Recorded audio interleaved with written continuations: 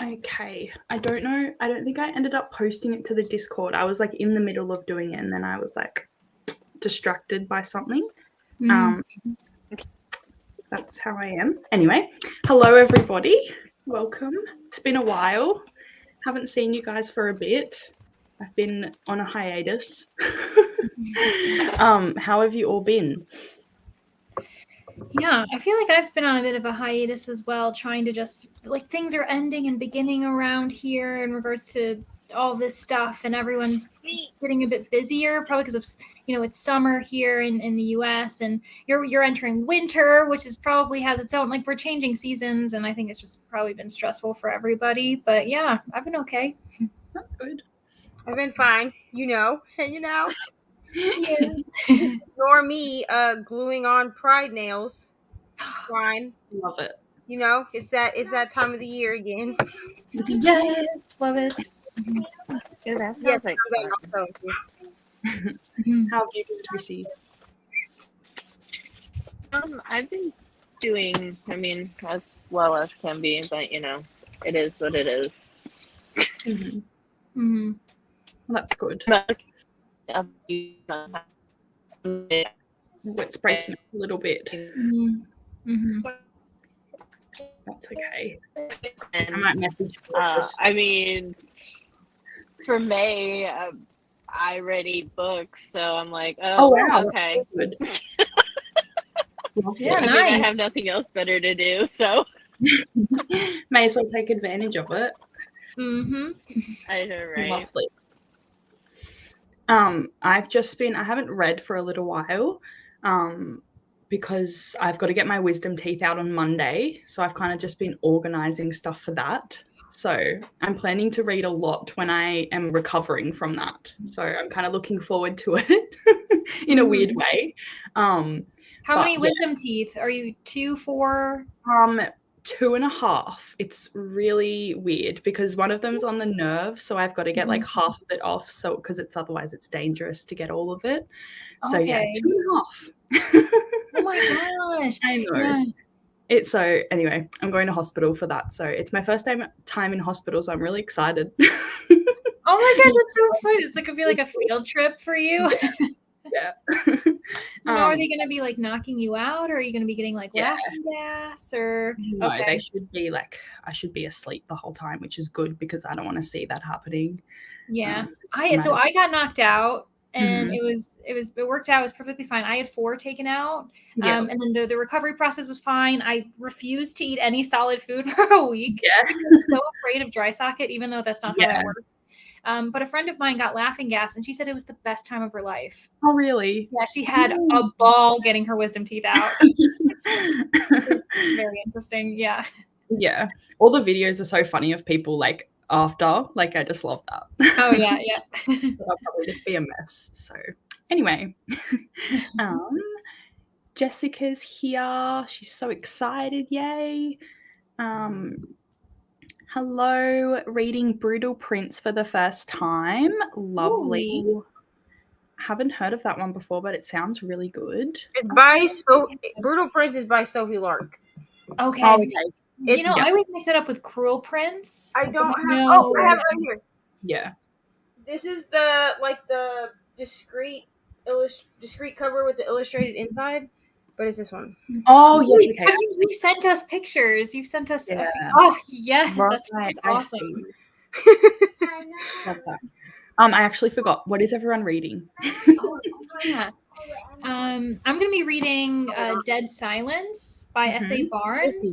This is like, it's been on my list to read since it came out. I was supposed to read it back in October, it didn't. But Danny from Danny Dabbles, if she's in the comments, sometimes she is, we're reading it together. And I'm really excited about it. Yeah, because we're both trying to read a bit more horror. And yeah, this was on our list. So yeah, very excited. It's like sci-fi, horror in space.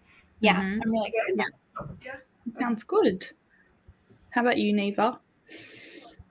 Oh, I don't know what I'm reading. Thank you. Okay. I have a few options here. I have Final Offer, which is the third Dreamland, whatever the hell, Dreamland Billionaires book. I also need to read Legendborn. Yep. I do have the audiobook for Scarred, but Mhm. I'm not feeling it. You know what Yeah, I if mean? you're not feeling it, then that's fair enough. I started it at work, and I know that it's like a slow burn and all this. I just don't care, to be honest. And other than that, wait, I might have one other book. Hold on, let me just Okay. consult. Okay. At this point, nothing is being read physically. Okay, I've given up on life. Oh, I also need to read some of A Rune of Roses, Mm-hmm. which is like a Beauty and the Beast retelling. Oh, I could see. We both were like, ooh. Calm down. Also, Ari's watching Coraline, so sorry for the preemptive screams in the background. She claimed she wasn't scared of this movie, and now she's acting ridiculous. So Brittany from Gigi and Bo, if you know Gigi and Bo bookmarks, she read A Rune of Roses, and I follow like her. She has like her Gigi and Bo account, but she also has a Bookstagram account also, and I follow her Bookstagram account, and she kept posting about A Rune of Roses, and then I was like talking to her in the DMs, and she was like, "You should read this so I can know your thoughts." Mm-hmm. I will tell you this: I'm not even that far in. I'm like less than 10%, and it's already like unhinged. So Ooh. Is that good? Like a happy unhinged? I don't know yet, to be Okay. honest. It's a lot of running through the forest at this point, and I'm like, okay. But otherwise, that's my life. Oh, I also need to edit. Is that going to happen? Who knows? Yeah. We always need to edit. There's always something to edit. Because I need to get my TBR video like up. Mm-hmm. Like I wanted to get it up yesterday, didn't happen. Because I was plagued by a migraine. So yeah. What am I doing with my life? Your guess is as good as mine. But my nails are done. So Very nice. Can we see them? Sure. Okay, so they look different on each. Well, the accent nail looks different. So these are like, I don't know, from CVS or something. So I got these ones that they have like rainbows as one accent nail. Oh, that's nice. A little touch of color. Yeah. And then they have, hold on, let me see if I can turn my light up. Oh, Chrissy's gone. And then we have like transgender speckles. Oh, they're so pretty. So cool. Yeah. So, and I did consult my sister to make sure that these were the right colors, because I was like, is this the trans colors? Like, because I didn't want to like be wrong. You know what I mean? Right. And she said yes, but my best friend's daughter is transgender. I'm not transgender, but so I was like, well, we'll just do one of each, and it'll be nice. Yeah, I love that. That's so nice. Yeah, I'm sure. But all the rest of them are like this blue color. Yeah, that's so nice. Lovely. Chrissy, what are you reading today? Between Under the Whispering Door and hopefully can finish Stephen King fairy tale. It's been like going on like 2 weeks. I'm like, oh dear. If I can, like, I'm in there. It's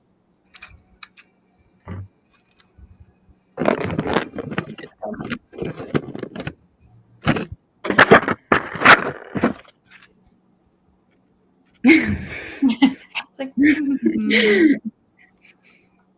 oh no. I know. Well, she's figuring it out. I won't be reading Scarred yet, probably because it says I'm 7 weeks in line for but like that's a bit dramatic. People will get through it faster, but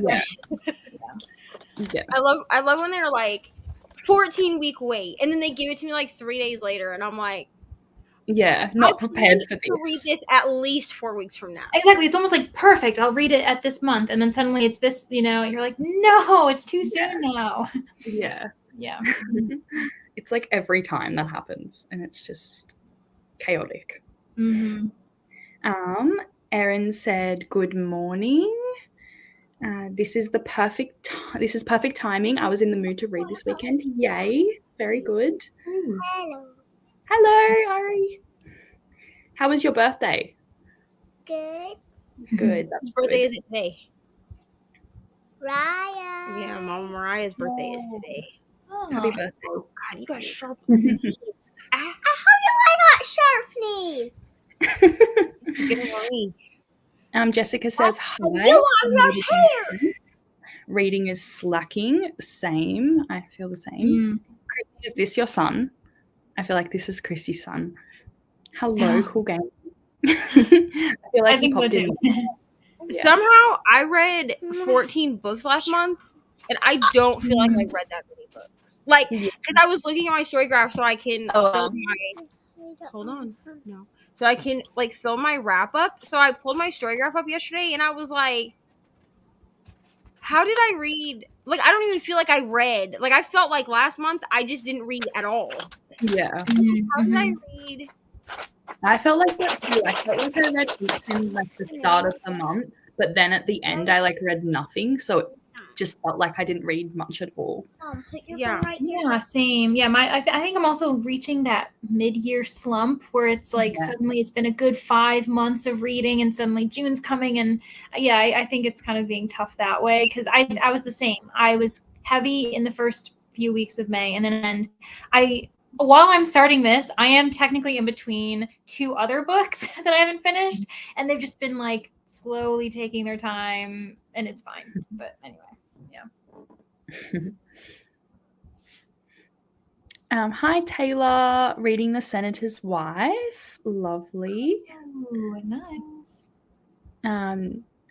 28/8% reading it on KU. Okay. All right. I understand that. By the way, Scott is amazing. Yeah, I'm like a few chapters in and I can just tell that I'm really going to like it. So I wanted to wait until I like was in the mood to read it because I think it's just going to like take up all of my brain for a little while. So I needed some time for that. They were talking about it on Neva's sprints yesterday and saying it was like a slow burn. And what was it? Something about like if you're into political systems? Like, so Bree from 4 Paws in a Book was on sprints with me last night with Kelsey and Nell. And she's read Hooked and she's read Scarred. And she said that Scarred, it's like an extremely slow burn. And like I get like the Lion King vibes, like I get that. But it's just like a super slow burn. And she said that if I liked, because I read The Serpent and the Wings of Night this last month, so in May, and I gave it 4.5 stars. So she was like, if you liked the political parts of The Serpent and the Wings of Night, then you'll like Scarred. So like I'm not giving up, you know what I mean? But like I'm not, I don't know if I'm in the mood. Yeah. With slow burns, you have to also. Like I think you're either really into it right from the beginning, or if you're not, you still have to give them a chance because that's kind of the point. Yeah. And it also might be one of those things where if you adore Hooked, you might not like Scarred as much, or vice versa. Because I know that's the same with some series where they're like, those who are in this camp aren't really for this camp, and so because they're so different, so that makes sense. But I really slow burn. Hooked like punches you in the face from the first page.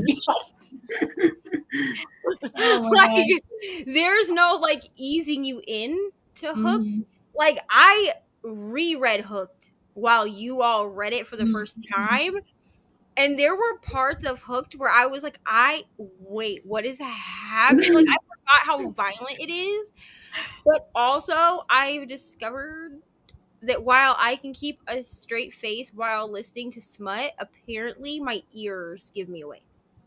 Do they turn like bright red? The tips of my ears apparently turn red when I'm listening to smut. That's where all the emotion is going. I didn't know that until I finished, because I missed Leandra's Hooked sprints.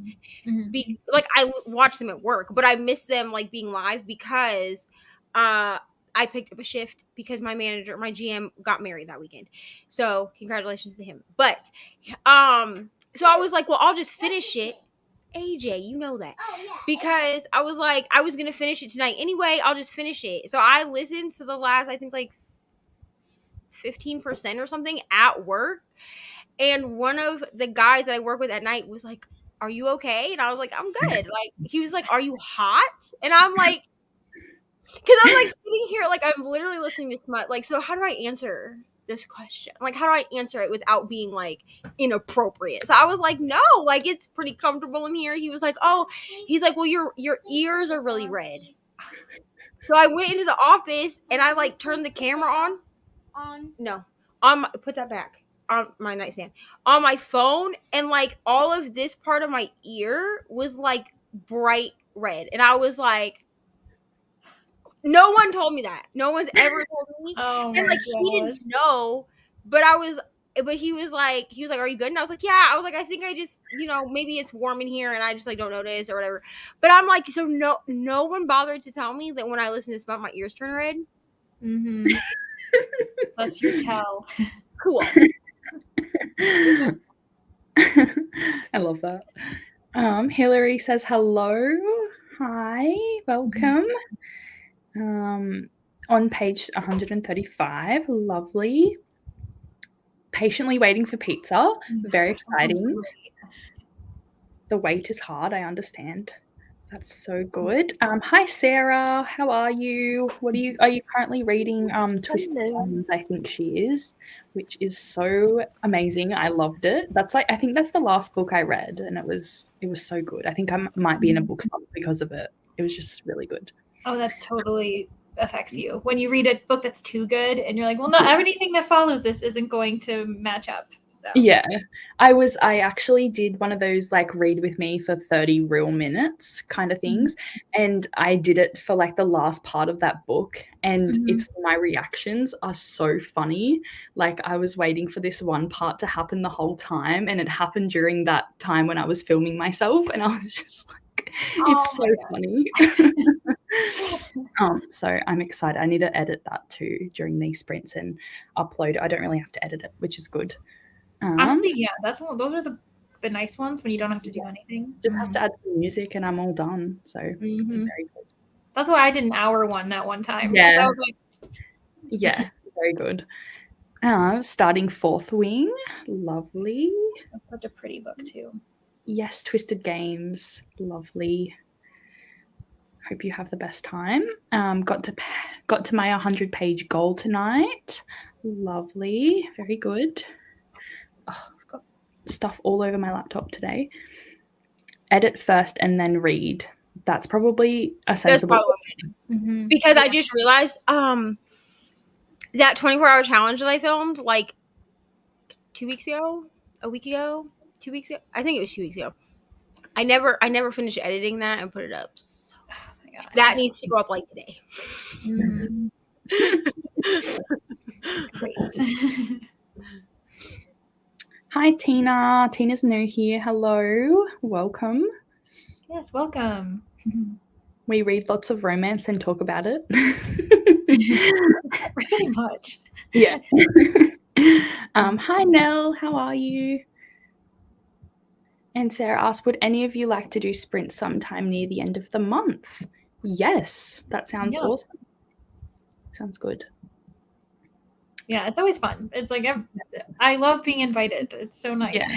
Yeah. It's so nice to hop on like other people's channels too for them to host it, because it's like different when you're not hosting and when you are hosting. So it's really fun to do that. Yeah, I love that you're managing the comments. We're sitting back. Sprinting. Yeah. I always forget about that when I host it. I'm like, oh, I have to talk more. But it's okay. It's all good. Sarah said Reese is one of my new book boyfriends. Yes, he was for me too instantly. He's very good. He's a royal guard and it's just incredible. Oh, that does sound good. Nell asked Neva, have you started Sweet Magnolia 2 yet? Do you want the real answer? Because the real answer is no. I need to start that too. Because here's the thing.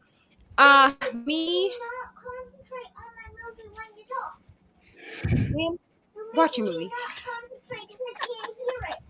Do you need me to turn it up for you? Yeah. Oh, okay. So you say, Mom, will you please turn up the TV? Go ahead. Where are we? There you go. Is that better? You're welcome. Okay, so dramatic in this house. I need to, because Nicole, Brittany, and I are all like reading this series together, and then we all bought the Sweet Magnolias cookbook so we can make things out of the cookbook. Yeah. I've not gotten past book 1. Okay, and I had to start at book 1 because they had already read it and I hadn't. So I do need to start that. Actually, you know what? I'm going to start that tomorrow. Someone hold me accountable. I'm going to start it tomorrow at work because I know I can listen to that at work, apparently without my ears turning red. So someone hold me accountable and I will do it. Hi, ML. How are you? Nicole was talking about it yesterday. That's why I asked. Mm-hmm. And ML says hi to Ari. ML says hi to you. Come say hi. Say hi, ML. She's not on the screen. She said right there. Hi, Ari. Hello. I love the Spider-Man pajamas. Yeah, she loves. What are gender roles, honestly? So if you guys are ready, do you want to do our first sprint? Yeah. Okay. All right.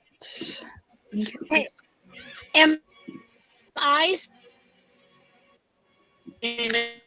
going in and out? Yeah. Okay. Yeah, I think that's what's happening. You're like going in and out sometimes. I'll text you. Might be easier to communicate that way. But let's do 45 minutes and I'll see you guys after. Have fun.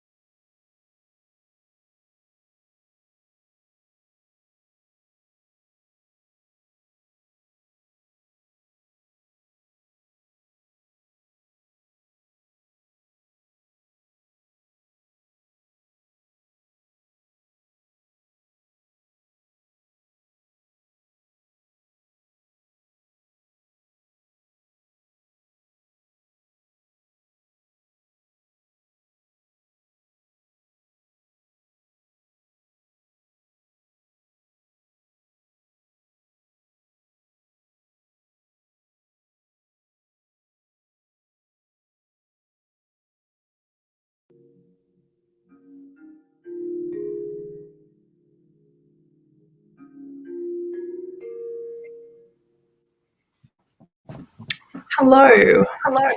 Hello. How did you guys go? Yeah, I did good. I ended up taking a body shower because before this I had walked to that cafe and back, and I was like, I'm feeling gross. So I did that. And then I'm really close to finishing chapter 2 on this, and it is eerie. I'm already like wondering what's going on. I don't know if anyone's watched like the Alien franchise, but this kind of reminds me of that, where it opens up where like something has happened. It's like a now and then. I don't know if it's going to continue to flashback like that, but the now is like they're like, tell us what happened, and she's like, I can't remember, blah blah. But you can tell it's like trauma, and they're like, you need to tell us, or we're going to blame you for all of these deaths at this ghost ship.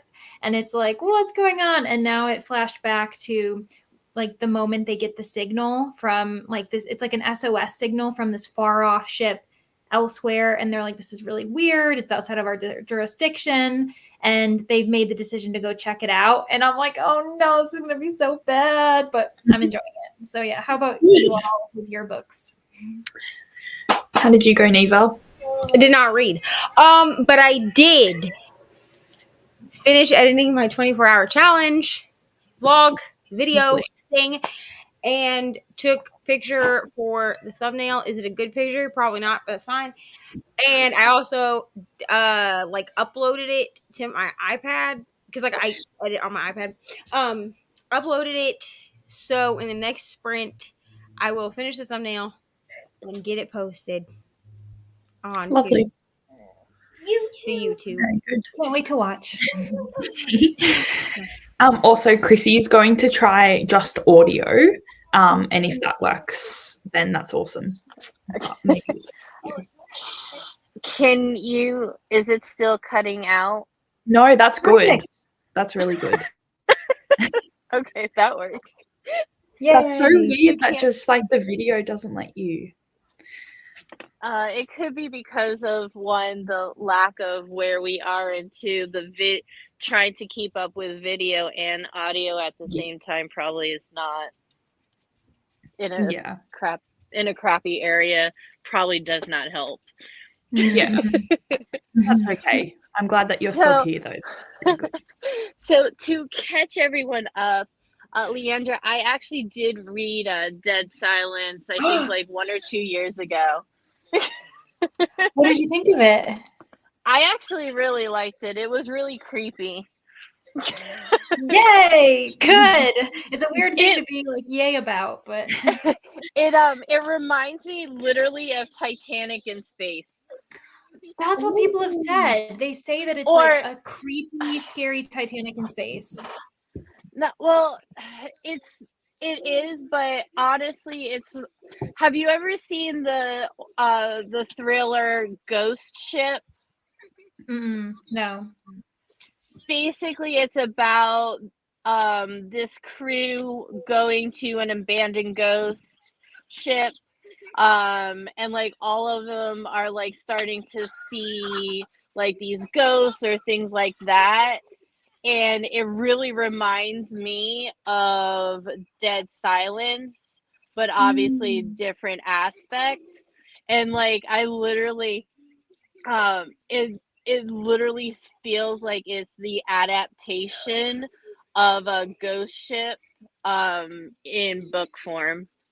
Oh my gosh, that's so cool. And then also, Chrissy, you might find this interesting, that this author is coming out with what seems to be a sequel in like early 2024. So you might want to revisit. Yeah. I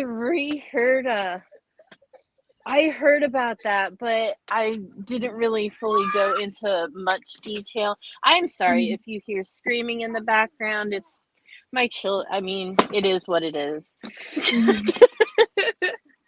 No worries. But I didn't do any reading at all. Because but I am trying to get through Fairy Tale, and it's just it seems like it's never ending. Oh no. I feel like that's all Stephen King's books. Like they just keep going. Yeah, I read The Stand, and I felt that was also like 1,400 pages. But yeah, I agree. It does feel like a lot. Yeah, I've only read it. I am gonna be actually right back. I have pizza, and I can only do that on my phone. Yeah, so I will be right back. No problem. I also didn't read. I was chilling and kind of waking up a little bit still. But I'm looking forward to reading. I think I'll read a little bit later because Owen's going out. So that's kind of my time to just do nothing. So for now, I'm just chilling with him. But yeah, how's everyone else going? Where were we? I think, yes, Sarah was talking about hosting a readathon potentially in July, which is very exciting, and was wondering if people would want it to be team-based. If so, would anyone like to be a co-host? I love team-based readathons. They sound so much fun. Yeah, that sounds awesome. Definitely. Yeah, I'd be down to participate too. I like what book are you, or do you already have like a book in mind? Because now I'm already intrigued. Yeah, that sounds awesome. Hello, Jean. Hi, Jean. What are you reading today? Tina's here. Hi. That's okay. No problem. You've got lots of time. We'll be here for a very long time. Well, I will be anyway. Turn it off. Really glad you're doing these today because I'm going to be turning 18 during the sprints. Oh my gosh. It's on my bed, Ari. That's Happy so birthday, exciting, Tina. Sarah read 18 pages and had a late lunch, early dinner. Lovely. What did you have? Sarah turned 17 on Wednesdays. Birthdays are so close. Happy birthday. Hope you had a good day. Yeah, happy birthday. Oh. Like so many people's birthdays around this time of year. It's just like everyone at the same time. Happy early birthday. That's so lovely. Yeah. The 30th of May. Lovely. Yes. Are you doing anything special, Tina? Or are you just chilling? That's always nice. I really like to have a chill birthday because me and Owen are like 2 days apart. So like every year we always have like a week-long festivity of just like going to people's houses because like my family split up. So both sides want to see you and it's just like, this is my birthday. Can't I just chill? Yeah, like suddenly it's like you're accommodating everyone else and you're like, isn't this about me? Yeah, it's like Christmas. I'm like, I just want to chill at home and do nothing. Thank you. Yeah. Jessica read This Slump Sucks. Reading every day for the entire year. That's my goal anyhow. On day 153. I feel like that's like a really good goal to have. Like even if you just read like a few pages a night, like it makes you feel like accomplished if that's the only thing that you do that day. But I am not that good. I couldn't do it. Well, because also so on my reading journal, my month page, every month I create like a month page and I have a calendar, and just for fun, I like circle the days that I've read. Yeah. And I've definitely missed some days, but it's like just like the circle coordinates with like the title that I'm reading. So it's just this colorful month. And it's just really pleasing to the eye. Yeah. But I definitely haven't been consistent. So Jessica, you're beating all of us in regards to that. Yeah. It's so good to just be able to like see also like how much you've read and like what you've read during that day. Cause like sometimes you forget like how much you actually have read. And you kind of get like caught up in, I need to read all this stuff, and you don't think about what you actually have read. So it's nice to see all that. Yeah. Denny's here. Hello. Sent you updates on Dead Silence. Enjoying it. Oh my gosh, I'm so excited. Okay, I'll check Instagram and see what you said. But yeah, I don't know if you were here when I said this, but I'm just ending chapter 2. Danny and I are trying to like kind of stick around the same time for each other. So we're like reading like 5 chapters a day so that we can kind of openly talk about it, because it's always kind of tough when you're doing buddy reads and you're like, I don't know where you are. Can I say this? Is it a spoiler? So, okay, I'll check what you said when I get to my mark. So excited. Yeah, Titanic in Space sounds really good. And actually, speaking of, so Alma Katsu, I don't know if anyone's heard of her, but she writes horror, and she actually like put a little blurb for the book. And I know, and I haven't read this, but I know she wrote The Deep, and that's legitimately Titanic, but horror. Yeah. So not Titanic in Space. So if you're interested in that kind of thing, I think that probably sounds good. But yeah, Titanic in Space. Yay.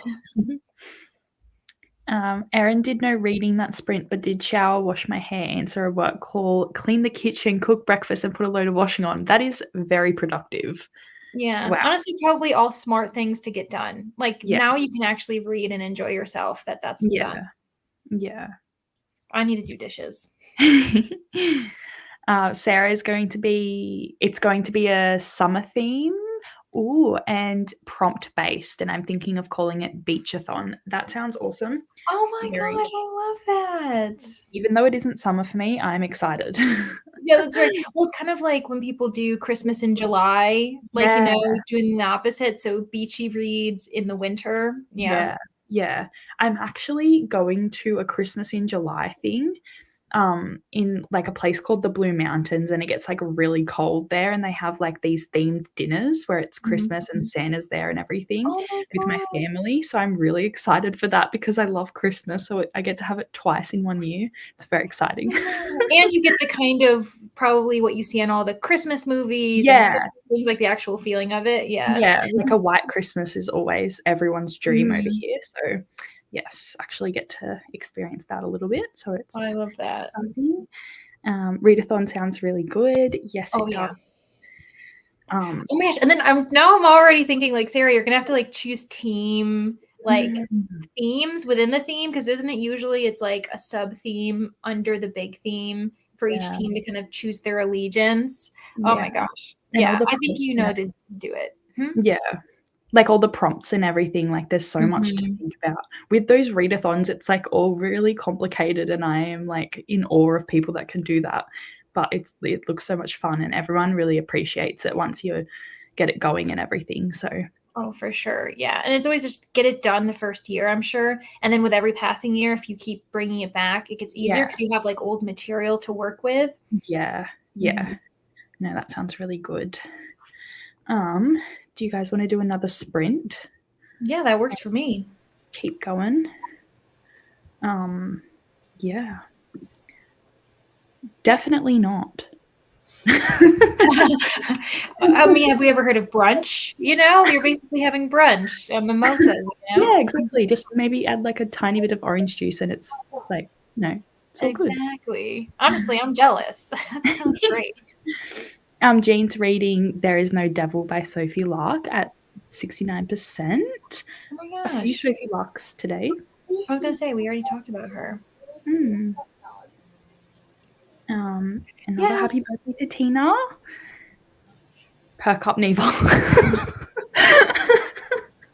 Sorry, that's our concentration face. Yeah, she's actually being productive. I'm trying to. I'm doing my thumbnail, and like I don't have anything to say, so I was like, "Oh, I'll just work on my thumbnail."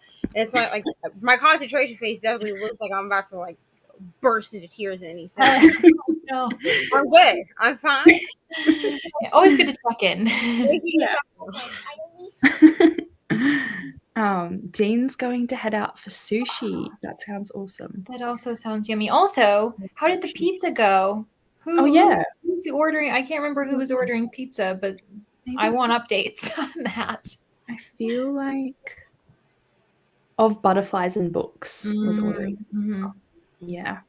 I don't know if they're here anymore. They might be eating the pizza. Yeah, I would be too. Yeah, sushi does sound really good. Forgot to say earlier that I'm listening to Legends and Lattes. Started on the plane home from Cali, but have extreme flight phobia, so I was on drugs prescribed, so I had to start. Fair enough. Yeah, start over. Yeah. I was like, that's very fair enough. Well, I hope you're liking it. I feel like that I keep saying this, but I do want to try that book, Legends and Lattes. It just seems like a fun. I've never read a cozy fantasy before, so I feel like that would be kind of cool. But yeah. Was it Tina that read that? I feel like. I think maybe Tina, and then I know that I think book besties. Weren't you all reading Legends and Lattes, or was it just Kelsey who was? Okay. We're all supposed to read it for May. So for me, it would have been a reread. Rainey read it. I think she gave it like 4 stars or something. Or 3 stars.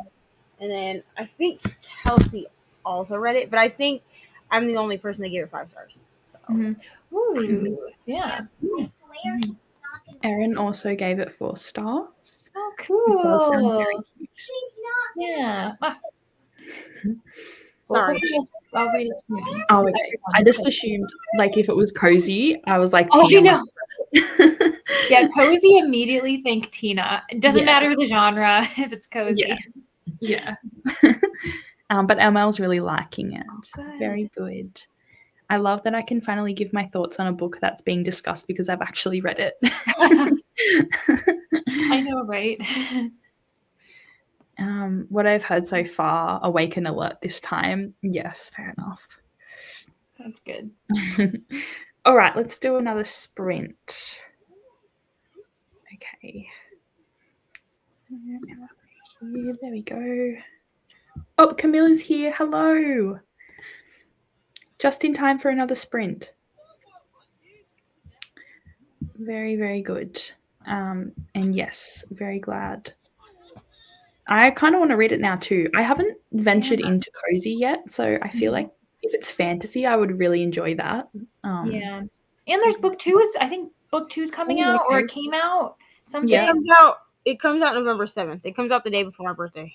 Oh my gosh. Yeah. So I want to catch up. I hate it when things keep being published and then it's like, ugh. And the audiobook is really good because it's narrated by the author. And the author is a professional audiobook narrator. Oh, okay. Oh my gosh. That's really but I think you can only get the audio, at least when I bought it, you could only get it on Kindle or on Audible. Interesting. Okay. Yeah. Okay. Yeah. Hello, Tangible Reads. Yeah. Hi, Courtney. Your birthday and book birthdays, neither. Yes. Blood March came out on my birthday last year. So ML and Ollie sent me Legendborn and Blood Marked for my birthday. Very nice. All right, I'm going to start the timer. I'll see you guys in 45 minutes. Sounds good.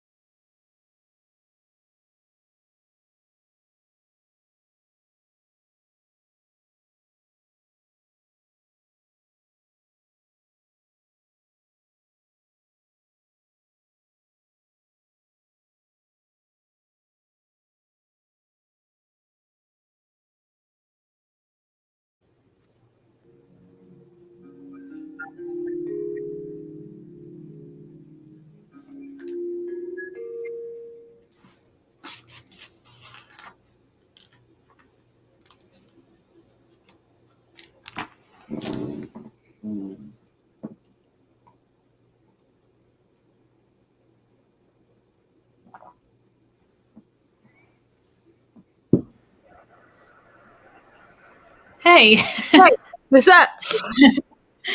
How's it going? Going great. Where is Brooklyn? I don't know. She must maybe she got distracted or she's too far away to have heard the jingles. Maybe she'll hear us talking. Oh, there she is. Hello. Oh, you've got your you're muted. You're muted, Brooklyn. I'm here. Sorry. I'm like half asleep. Yeah, it's all good. I'm okay. All good. We're all good here. How did you guys go? Yeah, so I ended up reading another chapter and it's one of those things where you know it's going to be good, especially because you can feel the characters are going to be making bad decisions. Yeah. The one thing that's tough is that I don't think I've read too many books where I know that people like everyone I'm reading about isn't going to survive to my knowledge, besides the person who is in the now, first chapter perspective. And so now all these people, like I'm starting to like a couple of them and I'm like, this stinks. But yeah, I'm excited about it. How about you? I didn't read. Big Good. But I will be. No, we plan on getting sushi for lunch. I've been inspired. I'm definitely, I'm in the mood for sushi, so that's going to happen.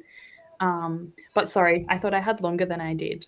It was only like a minute or so. We were just like, Yeah, I heard you guys talking. I was like, shit. Like, I'm a mess. I gotta get ready. Oh my god. Okay. Yeah. It's all good. Yeah. How about you, Neva? Did you pick something to read, it looks like? I did, and my video is uploading. Awesome. So we've done a thing here. It says it's 99% through processing. Also, I did something new with my thumbnail, so if you hate it, please tell me that you hate it. Like, if you hate it, I will not do it again. But I sent it to the besties, and everybody but Rainy commented on it. But Rainy, could be dealing with babies. And Kelsey, I don't like the diapers. Ew. Go to sleep, bro.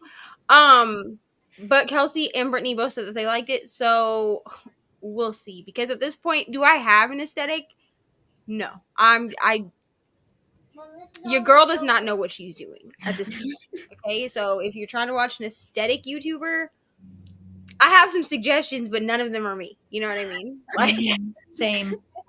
I was like, on Canva you can do like the templates. Yeah. Oh yeah. I like found a template and then changed the colors. That's basically what happened. I was like, oh, this is cute, and then changed the graphics, like the pictures and the colors.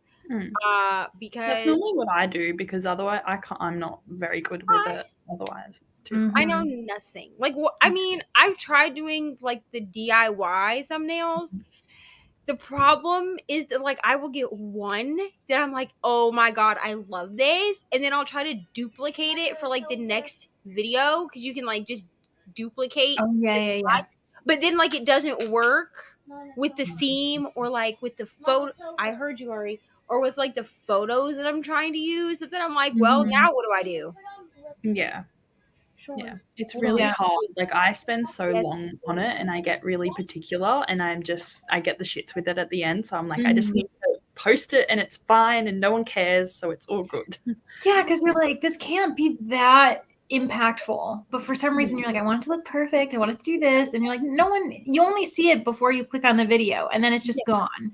So it's I saw on who is it, I saw on this one booktuber, JD Ray Reads. I noticed, I was looking at her thumbnails the other day and I was like, because on Canva how you can make like a picture a background and then kind of like fade it out. I was like, I think I know how to do that. So I just uploaded a video today, my like May wrap up, and I did it. And like, I'm like, I don't know if I'm going to keep this up, but I was like, I like it. Yeah. But I did. How was your sprint? It was great, Ari. Thank you for asking. Go to sleep. So yeah, it's the 24-hour reading challenge, so it's like 2 weeks late because I forgot that I did it. It's fine. It's really fine. Like, I'm pretty sure I like say like what the date is and everything in the video, so like at least she'll know like what I was reading. You know what I mean? And it's more like the experience, you know. So if people are interested, And like I need to know if people want me to do this again because it was fun this time. The first time I did it, when Brittany and I tried to collab, after 7 hours, it was not. It's Care Bears. After 7 hours, it was not fun for me anymore because I was like, oh, I have to do this in 24 hours. No. The point is to read for 24 hours, like by using the timer method. I thought I was supposed to read for 24 hours, and then I got stressed out because it took me like 9 days. Anyway, I also read, I think, 2 chapters.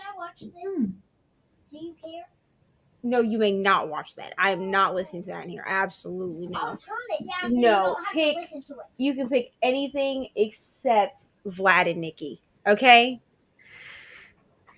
I know. I'm so mean. I know you love Vlad. I know you love Vlad and Nikki, but mommy cannot take it. I cannot take it. Ma'am, no. You can watch Blippi if you want. You can watch Ben 10, but we are not doing. Can I watch this? Yes, Sesame Street is great. No, this. The Bears? Yeah. Yeah, sure. No, I'm talking about the one with the duck. Oh, the duck, sure. Do you still have to vote for this? You can watch Powerpuff Girls, that's fine. Mom, you know I love Powerpuff Girls. No! Is Powerpuff Girls a baby show? I'm 31 and I still watch Powerpuff Girls. Yeah. I mean, Buttercup is still my idol. I'm saying. But I think I listened to 2 chapters of The Winners, which is the 3rd book in the Beartown series. I might have to stop though. Yeah, is that what Kelsey's reading too? Yeah, you're doing the buddy read. Am I catching up finally? Our buddy reading the entire series. So we buddy read Beartown, and you can watch anything that's on there, dude. It's the kids' account for a reason. Mom, we read. How do you have my account on your TV, and how is it on the downstairs TV as well? Because it's all on one Max account, Ari. Now that HBO and TLC and all them have like all merged, it's just called Max. Yeah, I forgot they did that. I had to undownload and like I had to delete and re-download a new app. Like they changed the app and everything. Oh my gosh. The app so we can watch that. Yeah, so go ahead and watch it. Watch this? Is it like all the streaming platforms are together on like one thing? Yeah, like it creates like a conglomerate. Discovery Plus and HBO Max merged. Now I'm not sure who. I'm imagining it's like to compete with how like Hulu, Disney Plus, and ESPN have their package. Yeah.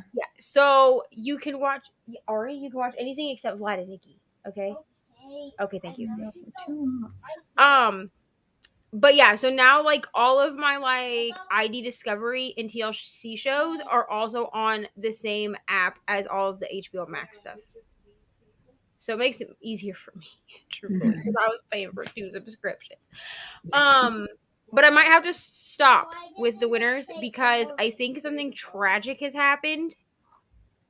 I'm gonna have to text Brittany and ask her because she's read this already. If something tragic has happened, your girl cannot cry on sprints. Like I did that with a man called Uva, and it was very embarrassing.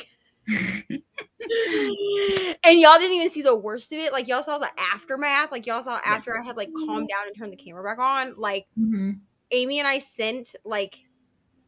I still have them on my phone, actually. I never deleted them. But we were sending, like, pictures in the group chat that we were in for a man called Uva of us just, like, it was just, like, us ugly crying for 10 minutes. Yeah. That's such a good book, though. So good. But, yeah. Kelsey and I, well, here's what happened. Kelsey said she posted in her stories that she was going to read Beartown. So I invited myself to a buddy read. I basically said...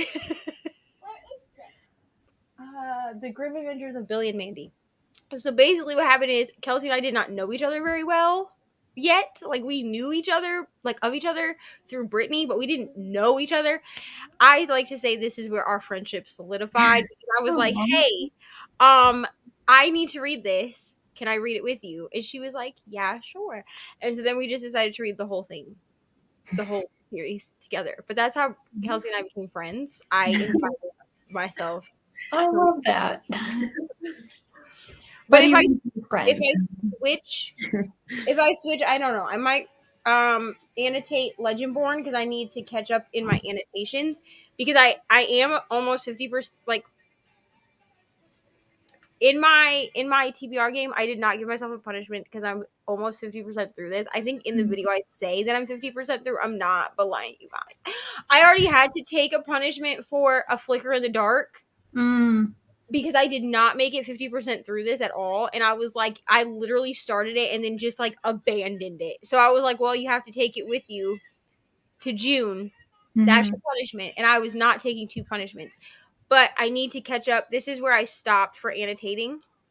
So I need to go back and look at my Kindle and annotate the things that are not. Yeah. Very good. See, that's what was happening when I was doing TBR lists, which is, it's great if it works for you. But I remember if I'd make a TBR list and then there'd be books that I didn't get to, I'd be like, oh, I'll just tack them on. And then it just became this unrealistic thing where I was like, it just overwhelmed me. So that's why, at least in 2023, I've decided I'm not doing a TBR per month. Just reading. But that's why I switched. That's why I changed it on my TBR game, which I had a few people that said that this was cheating, but I was kind of like, I literally made this game up on a whim because everyone else had a TBR game, and I was like, I need one too. Gilmore Girls it is. My TBR game, I will give you books that I hope to read for the month for each prompt, because then I have a starting point of like, okay, this book worked for this prompt, but then if I read a different book and it still fits that prompt, I will switch them out. So like a good example is for May, I wanted to reread Priory of the Orange Tree. I didn't get to it. I am going to read it this month for Once Upon a Readathon, but I didn't get to my reread of Priory, but I needed a book that was 600 plus pages. Well, I ended up reading Pucking Around in my 24-hour reading challenge vlog, which has been now for 2 seconds. So you're welcome. That book was ridiculously long. It was 758 pages. Was it worth it? Yes, it was. But no hard romance. Can you imagine a romance being that long? I think a romance that's over 300. I'm like, this is a thick one. Oh my gosh. And I read it on Kindle because it's on Kindle Unlimited. So I didn't even, like, I don't check page numbers until I finished the KU book and then put it into my book journal.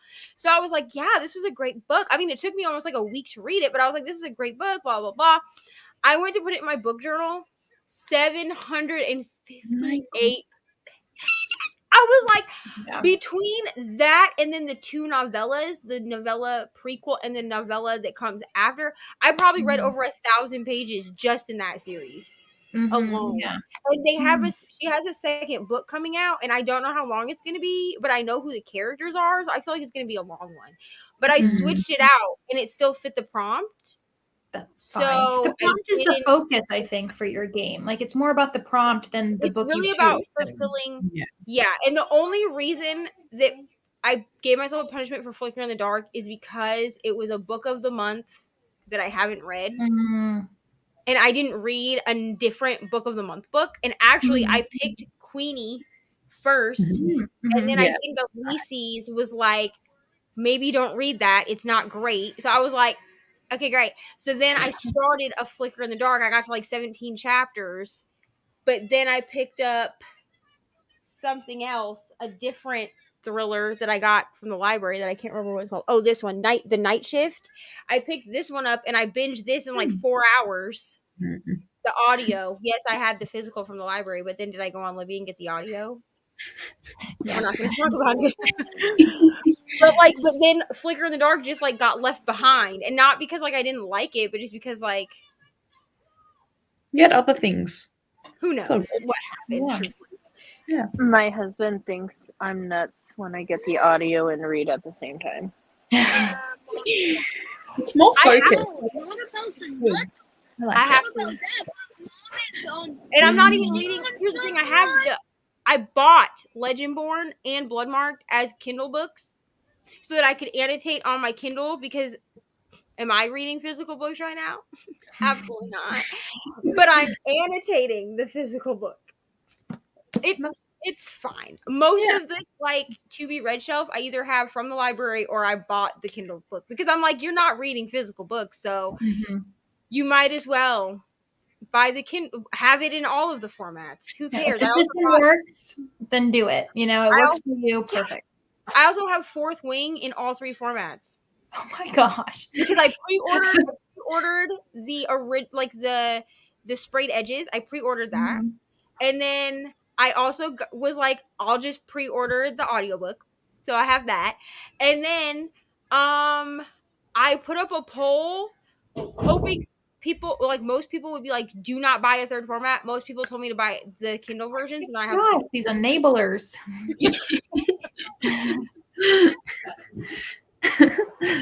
Oh, that's so funny. Kelsey's here. Hello, Kelsey. Hello. What is Kelsey currently reading? 20% into Legends and Lattes now, which is an hour and a half. Lovely. Very good. How is my audio? Is my audio still good for you guys? Yeah, it's great. Really good. Yeah. Okay. That's just crazy. Yeah. Tina watched TikTok. Lovely. Perfect. I was watching TikTok a bit too. Just noticed you're reading Scarred. Yes, I'm not too far into it. I actually need to check how far, but I'm really enjoying it so far. I've just kind of got introduced to all the characters, and I'm kind of seeing the similarities between that and The Lion King. I'm kind of getting used to the world and what's going to happen, but I know I'm going to really like it. Where is it set? Like, what's the actual setting? It's like I don't know if it's like, I don't know if it's fantasy. Like, I don't think it is. I think it's like a kingdom. Like, it's just because I remember talking about royalty stuff, and I was like, is this branching off into its own kind of world building? Yeah, I'm not sure about that yet, but it definitely is like in like a castle. Okay. And what format are you reading it in? Are you like physically reading it? Listening? Okay. Yeah. And the accent is really good. Oh, good, because I'm on hold for the audiobook. Yeah. They're like really good in this series, like a full cast. Like, that's good. That's what you need. I have the audio, but then I realized I'm on my phone, so that might be a little hard to do. So I'm just a little. That's okay. You're occupied with other big books anyway, so I know, right? Scarred will be there. Erin is 10% into Brutal Prince and drank good coffee. Very nice. That sounds lovely, actually. Sarah didn't do any reading. That's good. And Camilla ate dinner and read 15 pages. Lovely. What did you have? I know everyone's telling us what they're eating, and it sounds great. I'm very interested to see what people are eating, because it's always so different. Everyone eats so differently. I love it. We got Papa John's. Pizza, yes. Everyone's getting pizza today. I love it. Friday's just a pizza day. Honestly, yeah, that's true. Jessica said, I don't know what it is, but I always look around trying to figure out what the chimes are after a sprint. You feel like it's not actually from the computer and it's just something else. Because I heard the chimes and I was like, oh, that's nice. And then I heard you guys talking. I was like, shit. Wait, not nice. Yeah, I wasn't prepared. I remember when we used to have the Pomodoro cat, but then that would scare people, and it's like, we can't win. Yeah, I needed to get rid of that. Lots of people were getting scared, including myself. I was like jump scared every single time, thinking I had a cat in the house or something. Oh, Danny's reading Scarred too, 15% in. I find it an interesting switch from Hooked. Yes. are both the main characters the villains? Yeah, I'm not sure. I'm not very far in, but they definitely have their own motives and things. Like everyone's got their own little plan in here, so I'm not sure yet, but it sounds good. And also, it makes sense that the worlds wouldn't necessarily be so black and white with like good people and bad people, because like Hooked, no one was good. Yeah. Like Peter wasn't a good person either. So yeah. Like Wendy was, but she was just like so naive and like had no idea what was going on. I think with her book, like with this series, that's kind of the point. Like we're supposed to root for the villain because like the point is that the villain gets their happily ever after. So it's like that. I don't know. Maybe because like Hooked was not the first dark romance I read, but it was one of the first dark romances that I read. And I think that's like why I like dark romances, is because sometimes you do root, like sometimes the hero is also the villain. Yeah. Yeah. Well, it's kind of like, I remember there was someone famous said this, and I don't know who they are, but they said something like history is written by the victors. So it's like these fairy tales or these, Disney stories, like we could assume that the perspective we're getting this from is from the person who's self-prescribed themselves as the hero. Like there's no guarantee they actually were the hero. So yeah, that makes sense. Yeah, definitely. Especially because like, I don't know, all of these like Disney kind of stories, they kind of have like a horror, like scary background in themselves. Oh, totally. Like you don't really think about that as a child, but as an adult you kind of see like the scarier, like more deep side of things. So it's very interesting to see it kind of like a darker way, but it's not that different really to what it was actually intended to be like. The light is actually traumatizing as an adult now. But I think that's also why like some people don't like vibe with dark romance. Like I vibe with dark romance. You know what I mean? But like some people don't, because they want their hero to be a hero and their villain, like they want like a distinct break. And I feel like with a lot of dark romance we get much more like relatable characters. Yeah. Totally. That makes sense. ML said she needs coffee. So influenced by food and drink in books. I once read a cozy featuring a brewery, and that was bad. So much beer. Now I need coffee constantly while reading this book. Yeah. Yeah, especially you have the legends and lattes. I would want like this really nice. I wonder how detailed they get into that, because that sounds really fun. With them talking about the different drinks and stuff. Yeah. When I was reading, what was it? The cat in the cafe one. What's that one called? I know the coffee and the. I know. Yeah, it's Japanese translated. Yes. What is that one called?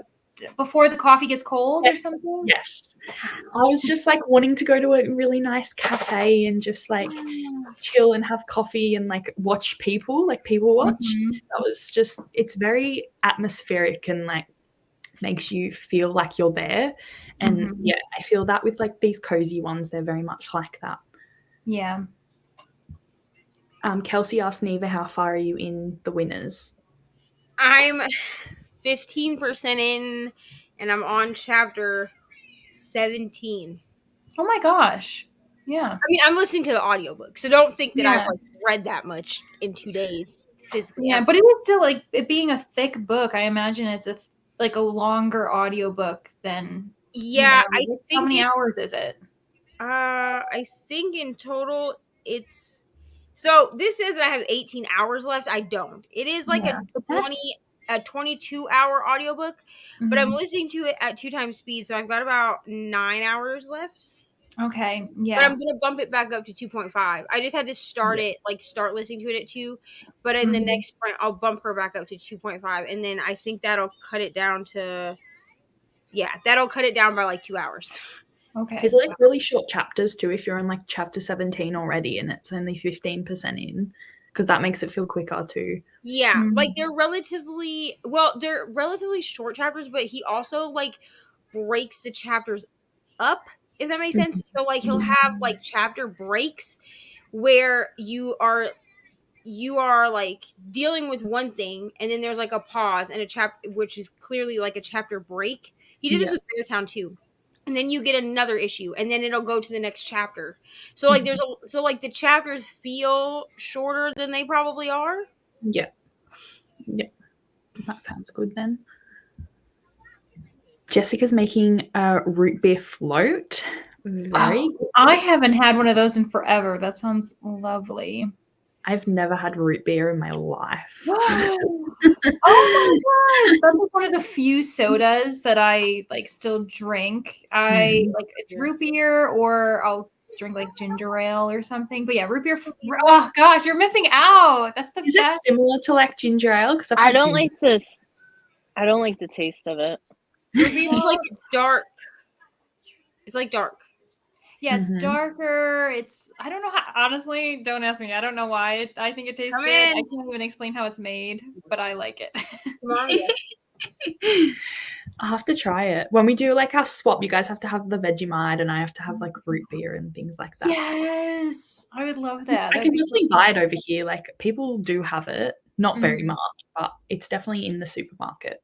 Yeah, I don't know. I just like it, and I think it's I kind of view soda as a treat. So if I'm gonna have something, then that's the one I kind of go for, because I don't know. I don't really like Coke or Pepsi or anything like that. Yeah. Mm-hmm. At 73% for There Is No Devil back to the serial killer part. Ooh. Oh my gosh. You're coming close to the end then. Yeah. Like the thumbnail and think it fits your channel perfectly. It's a new format, layout. I don't know how to say it, but I feel like it looks nice. Yay! Okay, then I'll keep it, because I really do like, for anyone that like wants to see it, I can like show you a picture of it, because like I was messing with it and I was like, I don't know if this fits my channel, but it like I love it. Yes. It looks like this. Oh, that's so cute. Yeah, that's really fun. I'm into it. Mm-hmm. And I was like, well, that's cute. Okay. But I was like, if people hate this, I hope someone will tell me, because I mean, I like trying new things, but like, I don't know, because like your channel's like very pink, so I feel like it really goes with it. Like it fits in enough. Yeah. My channel is for me, but also like people have to watch the videos. Yeah. You know what I mean? True. Yeah. Denny said, neither it's your game, do what you want. I also think giving options for prompts is totally fine. Yeah. And when I do want to bring back the readathon. I just have to, I think I might have co-hosts next time. Maybe. I don't know. But I have to like get with people to find out. I'm going to see how these 24-hour sprints go for June, breaking it up the way that we did, and then go from there and figure out what I want to do with the TBR game moving forward. But even with the TBR game, I said, like, people were asking, like, can we use one book for do we need one book for each prompt?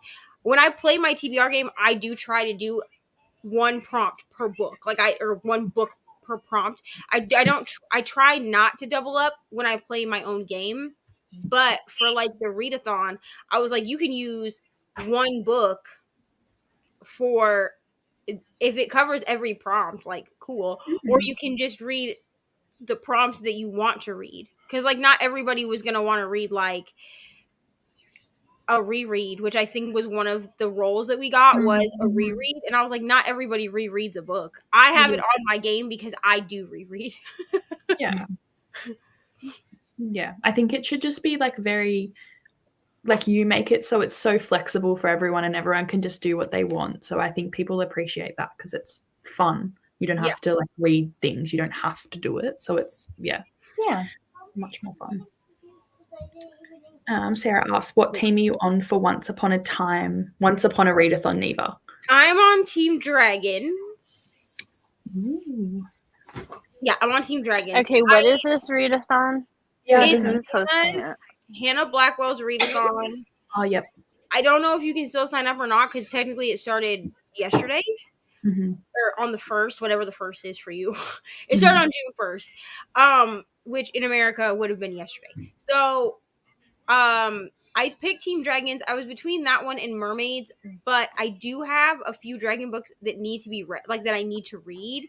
Fourth Wing is one of them, and then also the second book after Prior of the Orange Tree, Day of Fallen Night.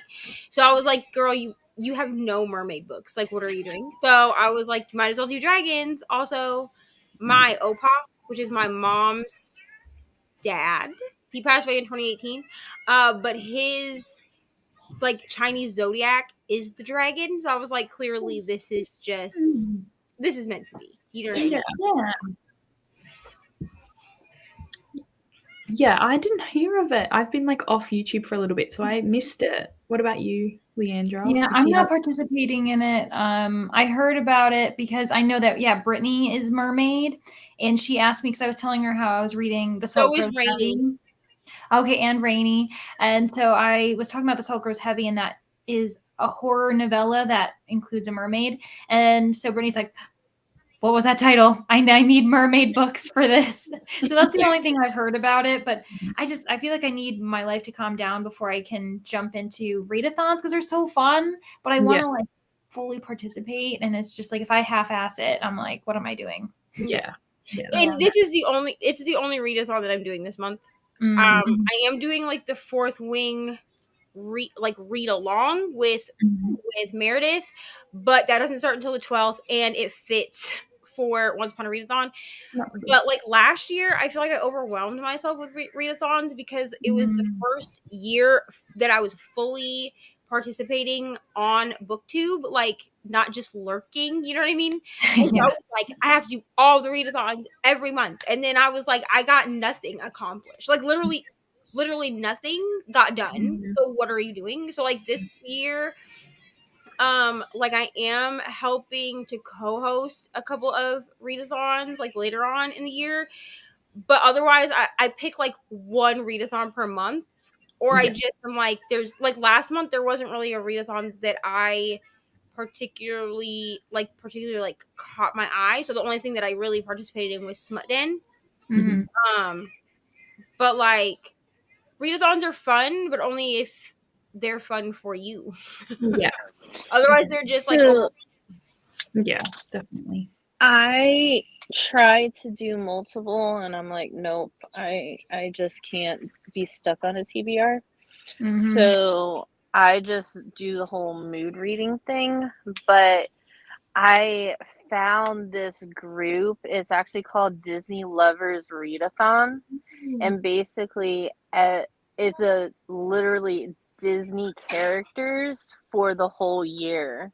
So like last year they did princesses, and this year they're doing all villains, and like each villain has like 10 prompts, and like they also do like monthly challenges and buddy reads. And then I didn't know Storygraph actually has a buddy read thing where you can if you're buddy reading, it will only show you comments up to the part you have tracked. So like say they commented up to like 50% of the book, it will only unlock the comments of what you've already read, not in advance. Yeah, I didn't know that was even an option. Yeah, I've done buddy reads on Storygraph. I don't know if they've changed it, but I know that if you're not doing like an event, like if you just set up your own thing, you can only have 5 people or something per buddy read. But last year I did a couple of buddy reads through Storygraph because I was reading books with people that, this is not like a flex, but they read slower than I do. So it's easier to do them through Storygraph because then I could type in my thoughts, and then when they got to that spot, like I could reply to their thoughts, but then when they got to the spot I was at, they could reply back that way. So I wasn't like ruining anything for them, because that's what I'm always worried about with buddy reads, like through Instagram and stuff, is that I'm like, where are you? Because I don't want to like ruin a piece of the book if I'm like, oh my god, spoil anything. Yeah. Yeah. I need to get on and then you're like, oopsie. Yeah, that's what I felt like on Discord. I was like trying to put the chapters in to say stuff, but I had it on the spoilery part, so it was fine. But I wish you could like have it per chapter, but that would have been like way too many categories to add. Yeah. But it's okay. It worked out. But that's really good. I need to make an account for Storygraph because that sounds awesome. Yeah, I do like Storygraph. I like it. I mean, I'm behind on labeling everything I've read, but I do like Storygraph. Yeah. There are very few contemporary romance books that can pull off over 500 pages. Yeah. I don't think I've like really read many. Like I know Love Deception is quite long and people say that it's like a really long one that they wouldn't read, but I really like that and I like needed more of that, so I like enjoyed it. But yeah, I don't know, like what happens, like how much can happen for it not to be repetitive? I don't understand. Yeah, or like the timeline, like how long, like does it go over like many years, or is it just we see every single day of their lives? Yeah. So here's the thing. So Pucking Around, somehow she managed to do it. That book is thicker than Fairy Tale by Stephen King, and somehow she managed to make it work where I didn't feel like she was just repeating things that we already knew. But I think that the reason that Pucking Around is so long is because we are following 4 different points of view.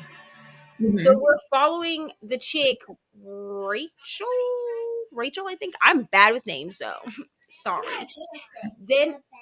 Then we're following Crybaby Jake, and then I call him that because he cries the whole book. And then we follow Caleb, and we follow someone else. Rachel, Crybaby Jake, Daddy Caleb, and I can't remember the other one. I can't remember his name, but okay. So it's 3 hockey players. Well, Caleb's technically not a hockey player anymore, but it's fine. But we follow those 3. I can't remember the other guy's name. Amari, that's his name, Amari. And somehow it works, so I didn't feel like it was repetitive. Also, there's like a third act conflict, but it's not a third act breakup, and that was just so refreshing because I was like there is something that happens that kind of causes one of the characters to like have a breakdown a little bit and kind of freak out a little bit, but like no one breaks up, and I was like, wait, did I miss something? Like, are we not getting a third act breakup in this polyamorous romance? Are we not getting that? Seriously? And I was I was happy about this because we know how much I despise a third act breakup. Yeah, and it's just like, get a little bit more creative. Like, it's fine if some romances or most romances still do it, but there's got to be a way where there can be other conflict that causes this rift in the action. And, it doesn't have to be the fact that the 2 love interests fully blow up at each other. Because I'm like, well, that's not healthy. Right. And almost always, I feel like if people had just opened their mouth holes and been like, hey, this is a problem for me, there wouldn't even be a conflict. Like, if you had just communicated with each other, talked to each other like adults, then we wouldn't have this problem. Yeah. You did. It's always the miscommunication that gets me. I'm like, this is not realistic. Why would you not say something? Yeah. Like, what are you doing?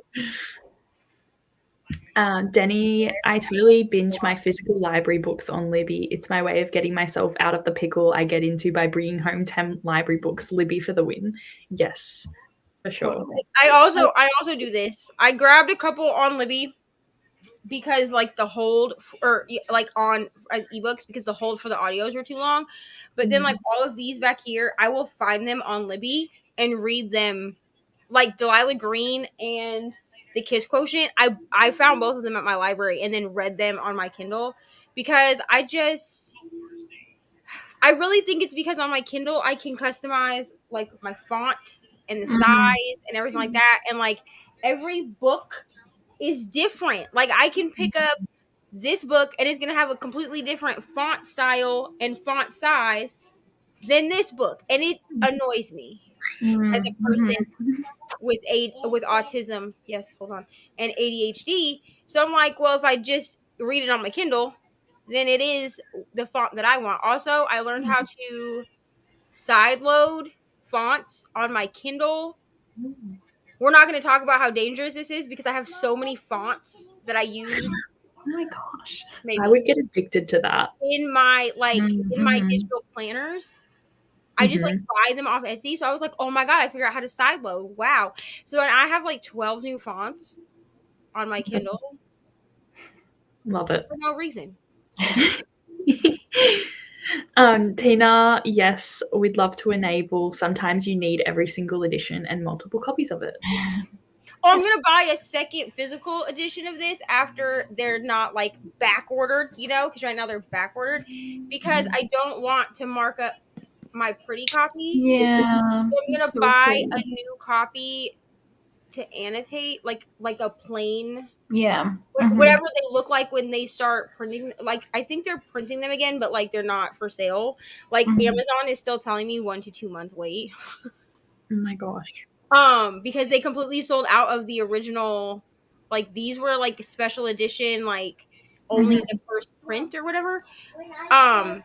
So unless I can find another copy like this somewhere like in the wild at some point, I will just get maybe I'll get just one that has like plain edges and then not mark this one because I don't want to mark this one. Yeah.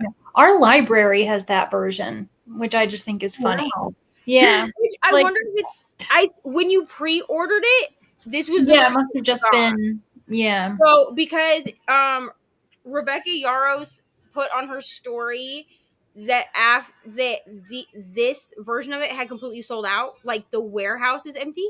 And so she was like, unless you can find it in the wild, like in a store somewhere, or you can find it online, like someone reselling it, she was like, you can't, like, she was like, we're not printing another round of with the printed edges. Wow. So I'm kind of glad that I pre-ordered this because I was between pre-ordering or just waiting for like a month for it to come out, and then I was like, well, I'll just pre-order it. It's pretty. And then I'm like, well, thank God I did because I would be distressed. Yeah. Right now. Sorry, stop. Tina said, I think it's 20 years since Stephanie Meyer had the Twilight dream. There you go. I did not know that. I am so old. Goodbye. I'm gonna go now. When was Twilight written? Like just a little bit after that? I also didn't even know that it was a dream. Because so funny. I remember when she did the 10-year anniversary for it. I was like 21, I think, when she did the 10-year anniversary.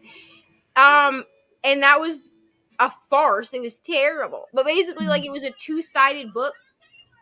So the one side was the original Twilight, and then if you flip, so it was like this. So this side would be like the original Twilight, and then you would flip it upside down, and on the other side, it was Twilight from Edward. It was they did the Edward's perspective. Twilight. It wasn't even, that was the thing. It wasn't even that, because we got that in Midnight Sun, and it was not great. What she did was she gave you a 2-sided book. So you had Twilight, and then you had Life and Death, I think it was called. Yes. I bought it. Okay, I bought it. But it was called Life and Death. And when you flipped, when you flipped it upside down, it was gender bent. It wasn't even like Edward and Bella anymore. Like you were they had different names. They had like ridiculously stupid names, right?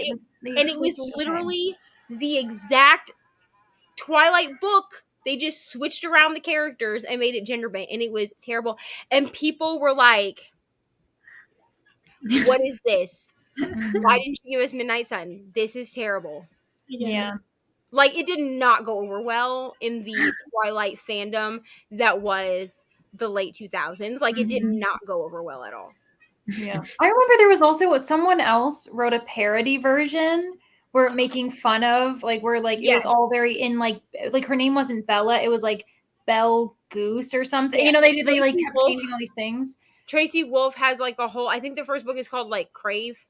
I need to read it because I see it at Walmart. I remember it was really funny when I read it. I mean, it was years ago, but yeah, it's by Tracy Wolf, and I really want to read it because it's supposed to be hilarious. Like it's unhinged but hilarious. Yeah, totally. Yes, I read the first book. I didn't like it. Oh no. Yeah. It's like it has like a lot of books in the series and people really like it, but I just ended up like not liking it. But I did not know that was a parody for Twilight. There you go. Interesting. Yeah. Anyway, we're really behind in comments, by the way, and I feel badly. I'm going to try and not talk as much. No, that's okay. That's all right. I'm on here for a while, so it's kind of good to like spread this out a little bit. I am. Okay. So I'm slowly getting ideas for YouTube. I think that would be an interesting one to do is reread Twilight and then the movie. Oh yeah, totally. That would be really see how it aged. Not very well. Not very well. To be honest, I feel like I should do this before because I'm gonna do a series on my channel that I've not seen anyone do, which is I'm going to read the 50 Shades of Grey series and then explain why it's not BDSM. Oh, sure. Because here's the thing. 50 Shades of Grey came out, I think, when I was in high school. Yeah. Because I'm pretty sure Twilight came out in like 2005 or 2006. Mm-hmm. So I was like a freshman when Twilight came out. And then I believe I was a junior or a senior when the first 50 Shades book came out. Yeah, I remember it must have been when the movie was coming out. Yeah. This is the best romance story. And I'm like reading this as like a person who grew up knowing what that lifestyle is. Because like I had people in my life that participated. So like they made sure that we were like informed, you know what I mean? So we didn't get ourselves into some weird stuff. And I was like, this is not. No. Why are you tracking her phone? Yeah. What? Problematic. Okay, you guys did a contract, great, but also like you forced her to sign the contract. I totally forgot about the contract. That's not consensual, my guy. Like, because he was like, you're gonna sign this. You're gonna sign it now. And I'm like, So I'm going to reread them. Am I going to have a good time? No, probably not. But I'm going to do it because like I feel like I've heard people in my life be like, yeah, this is, this like BDSM. This is why you shouldn't do it. And I'm like, but this isn't. That's not BDSM. That's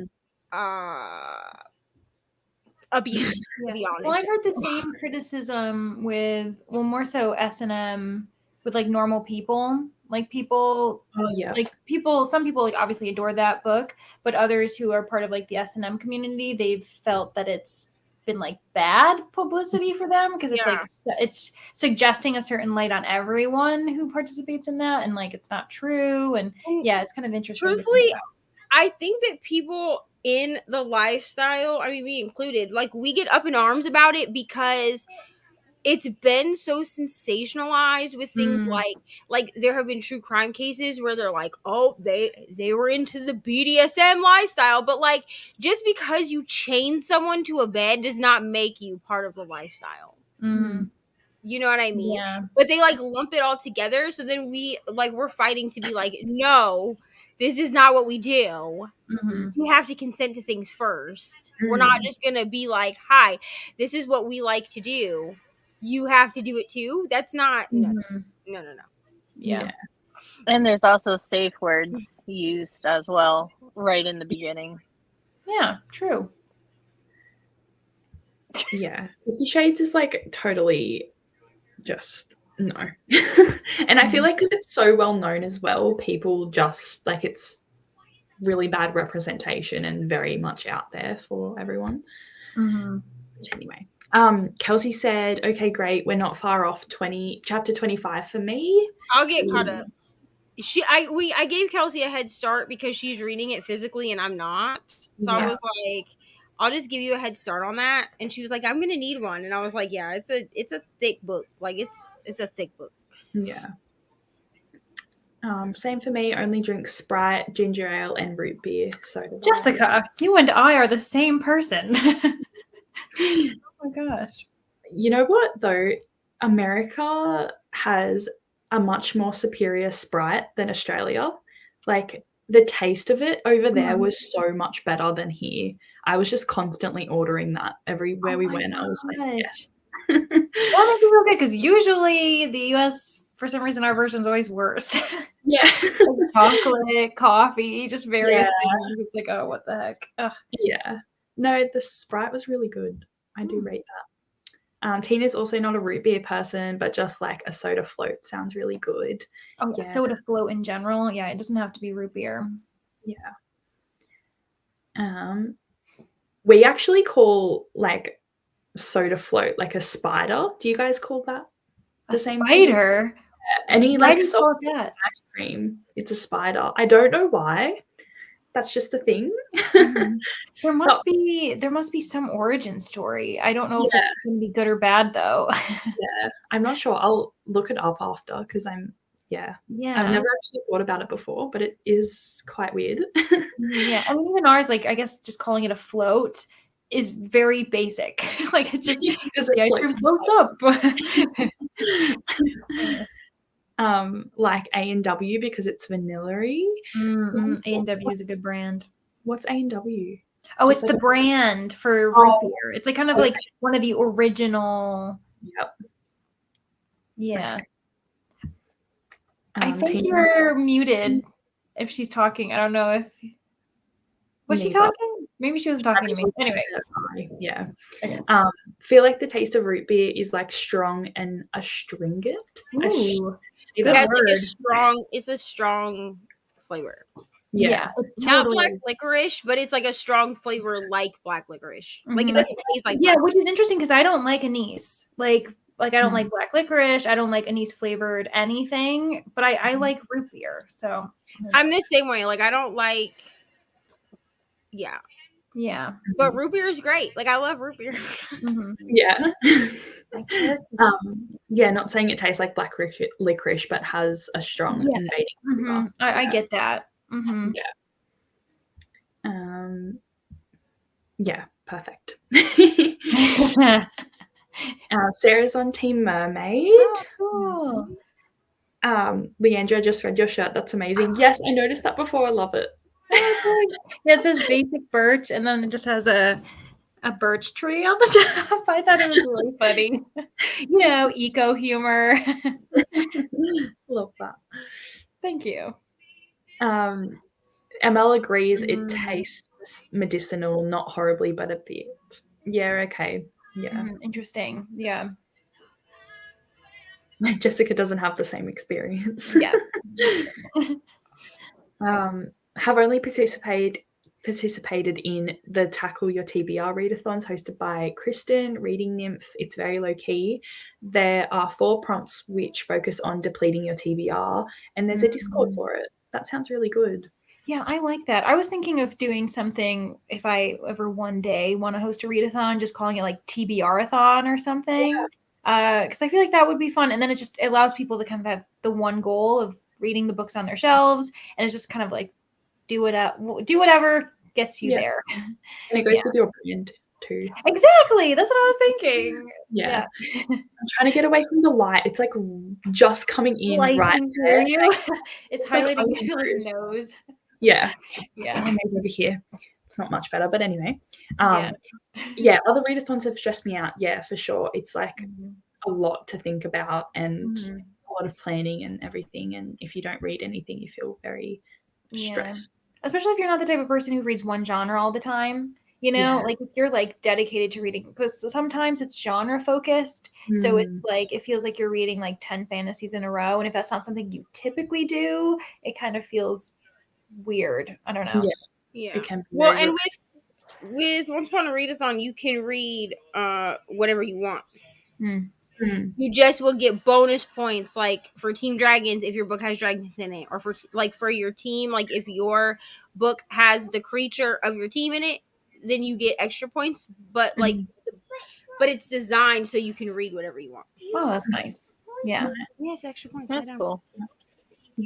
Danny, I feel like my I library like the has title of this, Murder Your Employer. Oh, I know. When Danny was reading this, I remember all of us on screen and in the chat were like, this sounds so cool. Yeah. Had illustrations, which was fantastic, but the edition I bought didn't. Yeah. It's funny how you could like borrow a book for free and it can be like way better than the one you buy. Yeah. Tina said completely random, but today I ordered purple ombre yarn to make a lace shawl for Speak Now Taylor's version. Oh, that comes out very soon. Very exciting. Oh I'm so excited. Okay, Speak Now. Listen, Speak Now is my favorite Taylor Swift album. Okay, I just need everyone to understand that Taylor Swift is only like a few years older than me. So like when her first album came out, I think I was like 12 or something. Mhm. I've been waiting for this album. Okay, I'm probably going to cry on the day it comes out. And also, my stories, like my Instagram, will no longer be a bookstagram for like a month. It will just be like a Taylor Swiftie fan page. Yeah. But like that's my favorite album out of all of them. Like, yeah. I'm ready. Tina said she thinks Twilight came out in October 2005. Oh my gosh, that's crazy. Twilight? Yes. That's all you really need to know. It says that comment. What pineapple? I'm going to get pineapple. So old. Fair enough. Honestly, yeah. Like pineapple sounds delicious too. I was only 4 when Twilight came out. Oh my god. Oh my gosh. I was in 5th grade. So yeah. Yeah. Yep. I mean, I was in 9th grade with it. Oh my gosh, that's so funny. Well, I didn't know it existed until the movies came out, let's be honest. Oh yeah, no, me neither. I think that's when I started. I read it when I was in high school because that's when the movies were coming out. I remember. I think that was To be honest, I read the first book for sure before it became popular. Like I read it because I like saw it and I was like, oh, I'm gonna read this, and I read it, and then like everybody else started reading it, and I was like, yeah. When did the movie come out? The movie in 2005. No, the book came out in 2005. The book came out in 2005. The movie I don't think came out until like 2008. Yeah, or even later than that. Because again, I think. Well, I don't even know, but I'm pretty sure I read it in high school. And the only reason I was reading books back then was if I saw the movie first. Yeah, I'm not really a reader, so I know it was. I definitely read it after the movie came out. Yeah, I remember the oldest one in the sprint. I graduated high school when it came out. The book. we come from all walks of life. That's beautiful. I remember watching the last one in the movies with my mom, and she fell asleep at like the big battle scene, and I was sitting there going, "Oh my god, this all happened!" And she's snoring next to me. I'm like, "How are you missing this?" Yeah. Oh my gosh, that's so funny. It's really like teen stuff. The actor that plays Vecna is in Twilight. Yeah, I'm like no shit. Yeah. Oh my gosh. He's very cool. I like him. Okay, let's go through these comments because we're very behind. Okay, sorry everybody. Might have to go find that and read it. Yes. How dare you? Very upset. Controversy in the chat. The book came out September 27, 2005. So a couple months after I was born. Oh my gosh. Crazy.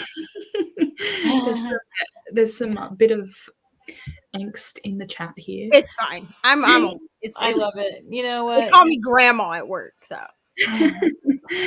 Also, Twilight was the first movie I saw in theaters. I was 3. I don't remember it. Went with my mum and older sister. The perfect movie to watch. Oh my god, that is the funniest thing to be like. You watched Twilight as a 3-year-old in theaters. I love that.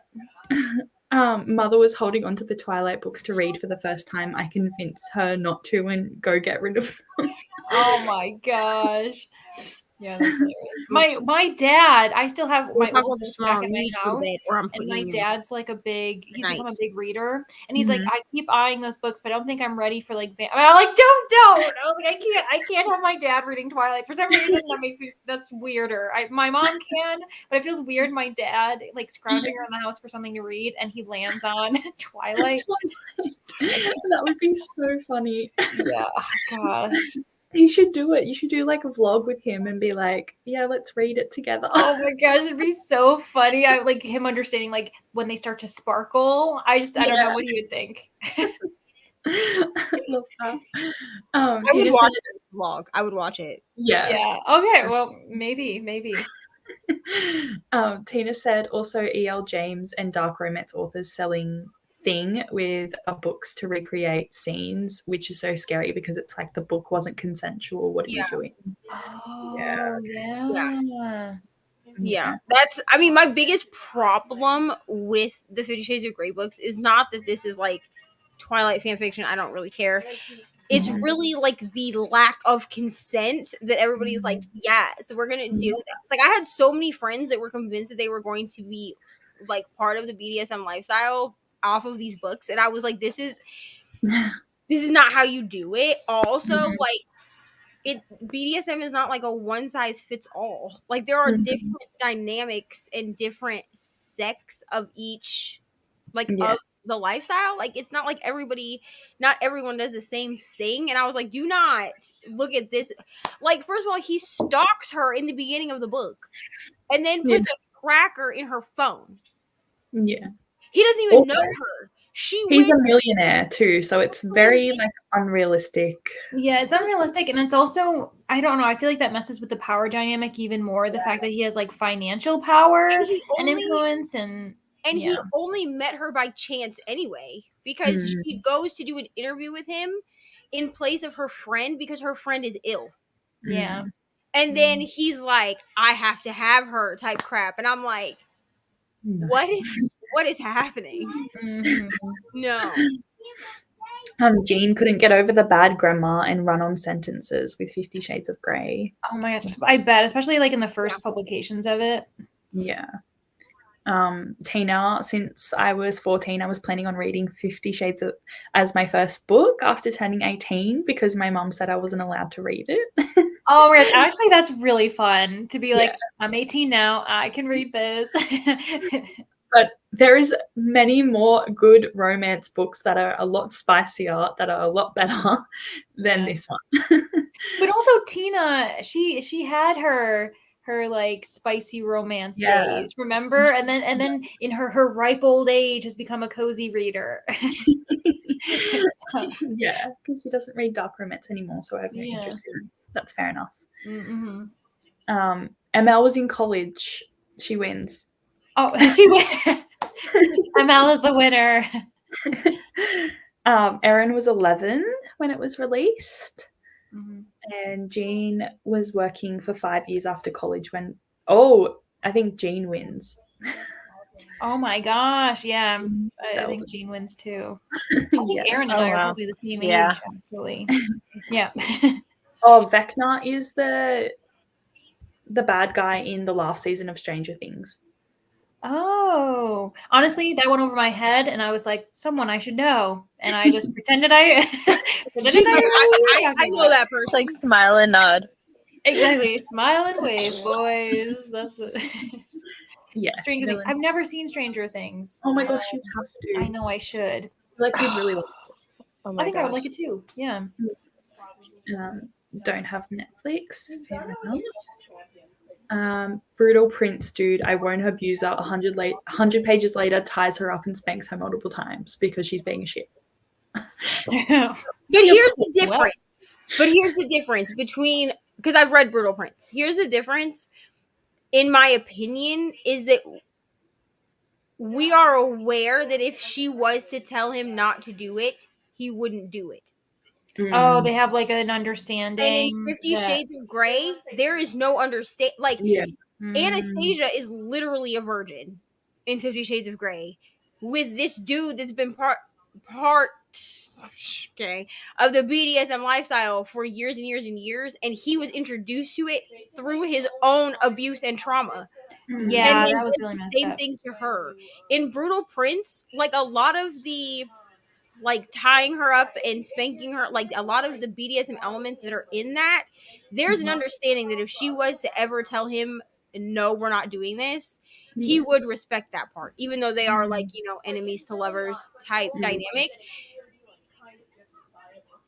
Christian Grey in 50 Shades of Grey is not going to stop because she tells him not to, because he made her sign a contract.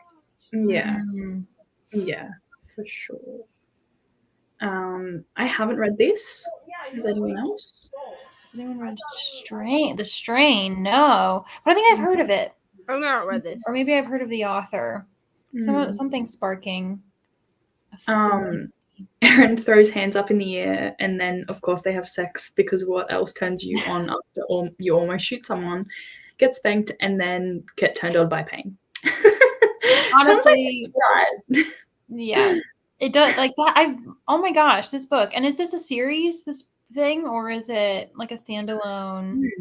Yeah, because this is crazy.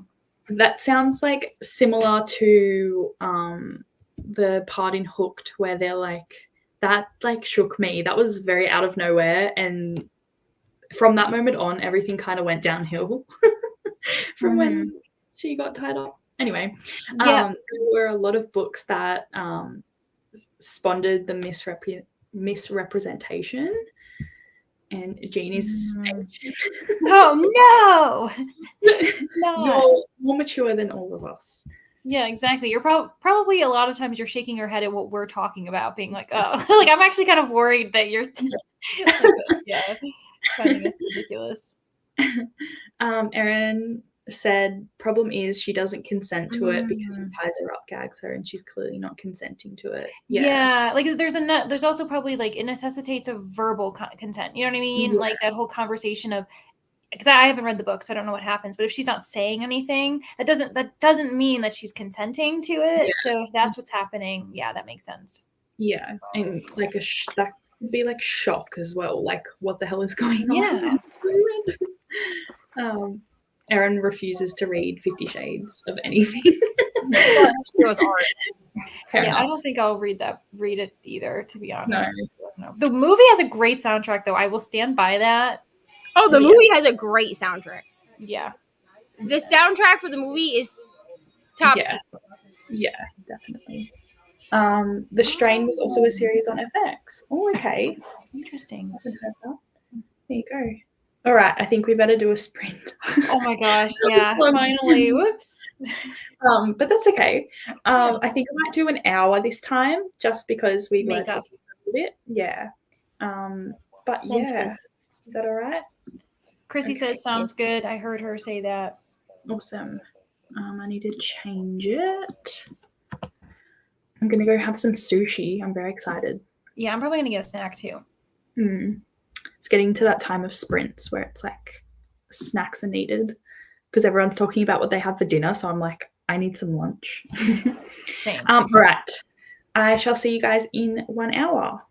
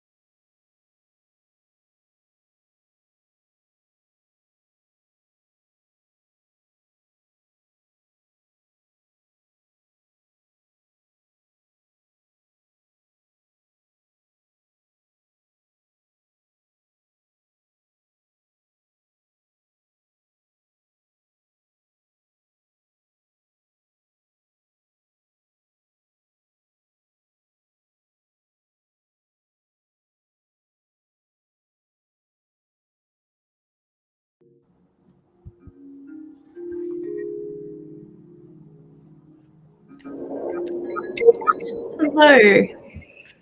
Hello. How were your sprints? Oh my gosh. Things are so intense already. Just like the back and forth is messing with me because it's like, you know how it divulges information that hasn't happened yet. And now I'm like, oh my gosh, how does this happen? And I don't know. It's good. I guess that means it's good. That sounds really good. Yeah. I didn't read anything again. I will be next sprint though, definitely. He's about to leave, so he's out of my hair. How about you, Neva? I'm stopping at chapter 27. Like, I made it to chapter 27. A tragedy has happened in this book, but it's not like the way that they talk about it doesn't make me want to cry. So, like, thank God for that. But I'm like, I don't know. This is like a book that I'm skeptical about because, like, I'm 26% through. And Brittany said the last 100 pages is where she just starts like sobbing uncontrollably. But like, I don't have the physical book sitting in front of me, so I don't, you know what I mean? And like, I cry at everything. Okay. I'm really not trying to cry on the camera, you know? Yeah. So probably next sprint, I'm hungry, so I'm probably gonna get something to eat, but I'm also probably going to annotate the pieces of Legendborn that I need to annotate, and then maybe pick up Final Offer. Mm-hmm. Okay. I don't know. This book is slow. Yeah, it's a big book too, isn't it? Final Offer? Yeah. Yeah. Like it's bigger than the rest of them. I think it's over 500 pages. I know the other two have been like 400 or 500 pages. Mm-hmm. But like the first one, the main characters annoyed me, to be honest. Like, Yeah. Zara was annoying, and like dude that I can't remember what his name is right now. Rowan. Thank you. He made me want to jump off a bridge. Because like the thing that he does is just so stupid. Like, but it's also just, like, to me unforgivable, but it's a romance, so like you know that everything's gonna work out, and it's just ew. Oh, that's tough. Okay, so it's like he does unforgivable things, and yet they end up together in the end. Why? I hate it. And it is supposed to be like enemies to lovers, but I just feel like there's no reason for the two of them to be enemies at all. So I'm like, what is the point? Anyway, and like Zara is like the sunshine to his grumpy, but she's like annoying. Like, she's just annoying. Okay. And then the second book, Terms and Conditions, that's been my favorite one. Because I gave the first one 4.5, and I gave Terms and Conditions like 6 stars, to be honest. Like, it's probably like one of the best books of 2023 for me. Yeah.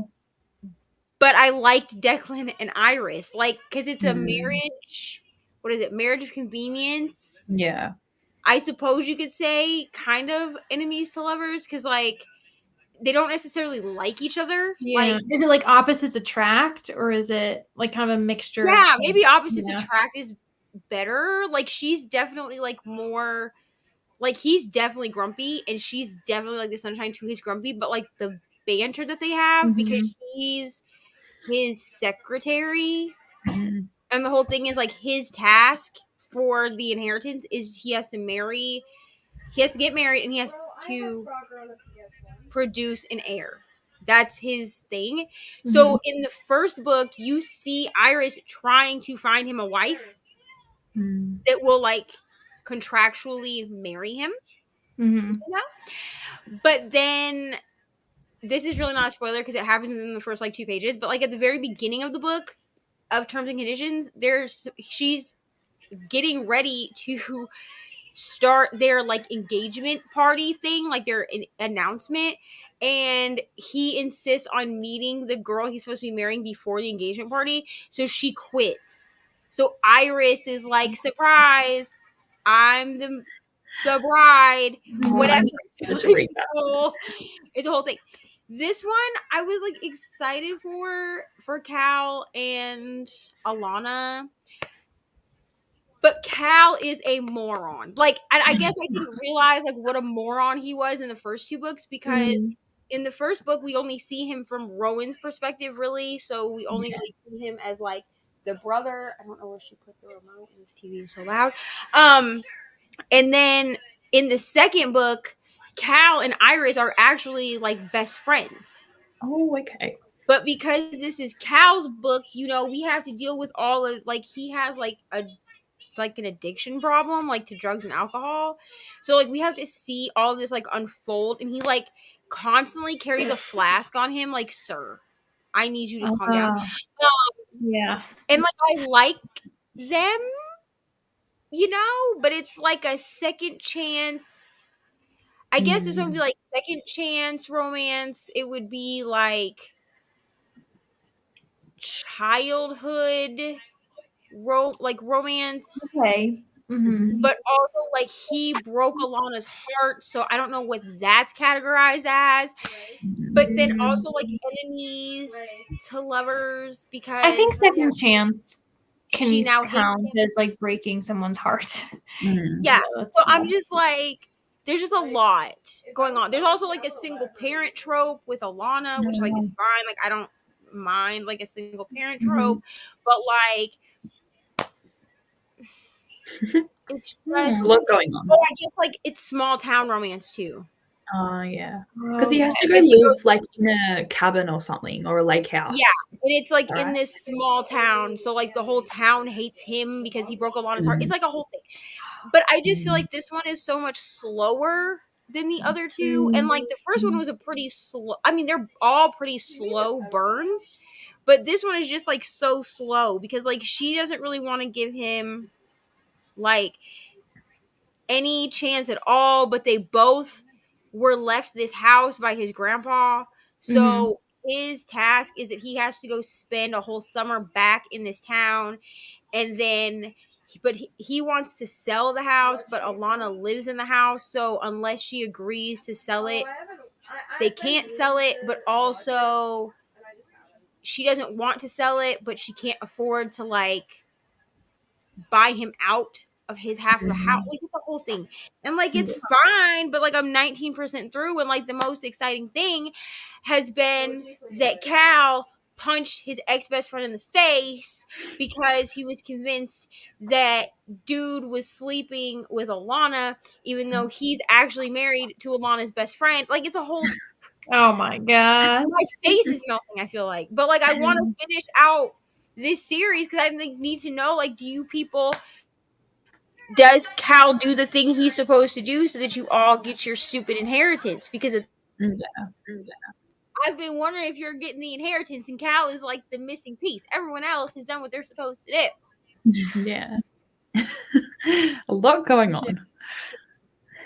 On that note, also, whenever there's like a small town set for romance, there's always that suggestion that everybody knows everyone. Like everyone's looking out for the person who's homegrown in there. And I'm like, is there anywhere in the world where that's actually really a thing? Where you're walking down the street and you just know everybody you're walking past and like all the shop owners?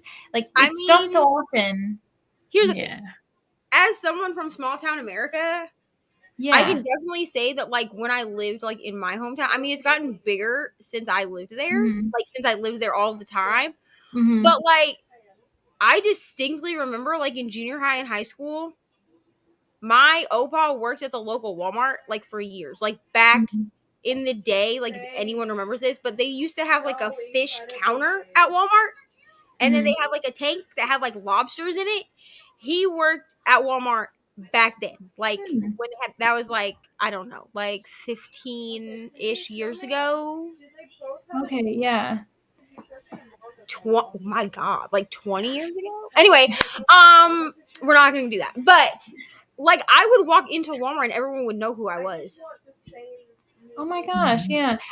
You know what? I Even think if they didn't know my name, you know what I mean? They'd be like, oh, because like his name tag said fishmonger on it, and he would like go over the intercom and he'd be like, this is your friendly neighborhood fishmonger, and then like give all the deals and stuff. So people would be like, oh, are you the fishmonger's granddaughter? And I'd be like, yeah. Oh, that's cute. So like I feel like it is a thing that happens. Yeah. I just feel like it's also sometimes they be say in small town in a town that's not really that small. Like it's not small enough for everyone to know everybody. And then I'm like, but I've also lived in a town that literally you could walk from one end of the town to the other in 15 minutes. Yeah. And in that town, everybody knew everybody. Okay, you could not do nothing as a teen. I know because I was a teenager in that town. You could not do anything in that town without your mom finding out. Because somebody would be like, I saw Geneva down at the cemetery. Looked like she was smoking some cigarettes, like shit like that. And I would be like, "How did you even see me?" Like, I didn't see you. They'd be like, "I saw you." And my mom would be like, "What were you doing?" And I'd be like, "Nothing." And they'd be like, "Well, so and so." Karen up the street saw you in the cemetery with this person and this person. I would be like, playing telephone. But like if it's like a 2,100 person town, like I don't feel like you know everybody. Yeah, I was gonna say because like I grew up in a small town where it was maybe 200 people per grade, which I felt like was like that's not the smallest you can get, but like I also didn't live in the village, which I think is different. If you live in the village and you're walking around and people know who you are and everything, and also like I think if you've got like a bunch of family connections who like everybody that you're related to lives in the town, then that adds to it. Whereas like I didn't have. I just feel like it's weird when they're like, yeah, small town romance. She hasn't lived here for 15 years, but she moves back and everyone knows her. So like the same people are there from 15 years ago. Yeah. I don't believe. First of all, people die, okay, but also people move in. So like there's no way that every person in that town she knows every person in that town 15 years after being there. No. Jean had sushi and it was very good. Also got tempura and gyoza. I can never say that. That's delicious. That sounds really good. Yeah. I had sushi and it was really nice. I put a photo of it on the Discord because I was really excited. Oh my gosh, so exciting. It was good. I ate too much though and now I feel like blah. Always. Okay. Sarah's back. Hello. And yes, Chrissy left. Thank you, Chrissy, for joining. It was so good that we could work it out with you still being here and talking to us because we didn't want you to miss out. Checked my email and quickly fell down. Or what do I need for Monday whole? Start teaching some summer online classes on Monday. Oh my gosh. Yeah, I feel like it gets like that on like Friday. You're like the week's over and now you just can't stop thinking about the next week. But yeah, or it comes up too quickly and either you've prepared too much and now you didn't have a weekend, or you didn't prepare anything and you're like, oh my gosh, it's Sunday night. Yeah, there's no in between. Tina said goodnight to her mum and watched TikTok. Very nice. Jean got to 80% of There Is No Devil. You're very close to finishing. Very close. Jessica said Grumpy and Sunshine books are so good. Yeah, I feel like that's all I read lately. Like all the ones that I enjoy are Grumpy, Sunshine. I've also realized I don't like. I don't know. Is it like I don't like cinnamon roll dudes? Like I don't like. I need you to have a backbone. Okay, I don't like golden retriever boys. Like I can't. Yeah. Like in the Witsex series, Brooklyn will know what I'm talking about. In the Witsex series, that one twin, who just like fetches she says like jump and he's like okay hi, like he annoyed the out of me. Like, but also like I was the one that like knocks the most. No one else seemed to like him, and he was like the girl. I loved him. Yeah, I really liked him. You liked him? Okay, Kelsey did not. She was like, I do not like him. She did not and I was like, I love him. But because he was so grumpy all the time. Yeah. Yeah, I guess we usually see Sunshine grumpy, or like Sunshine is usually like if it's like, a hetero relationship, the woman's the Sunshine, the man's the grumpy. What I have seen though recently is not even Sunshine grumpy. I guess it's like Sunshine Eeyore, where it's like a mopey person and like a Sunshine person that's bringing them up and like making them feel good and everything. Yeah. And I've kind of gone into that. Yeah. I've been okay with that if it's done well. Yeah. So yeah.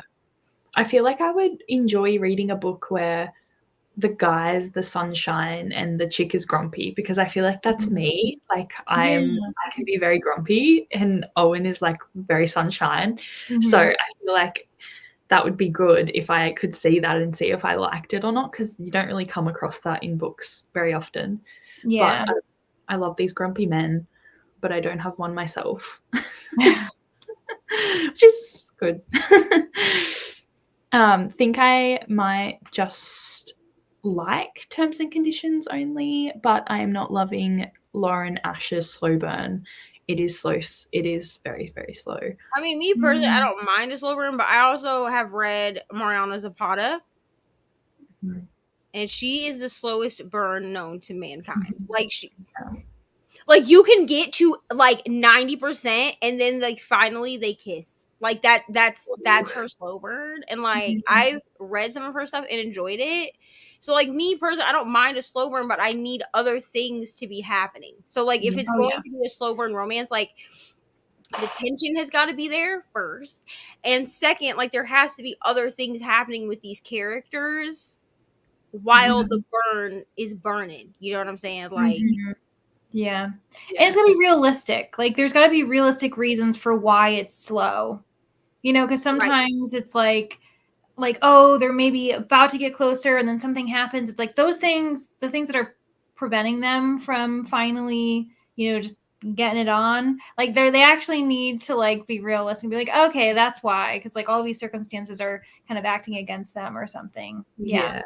I hate when it's like the guys just like, no, that's not me, I don't do relationships or something. Like I hate that.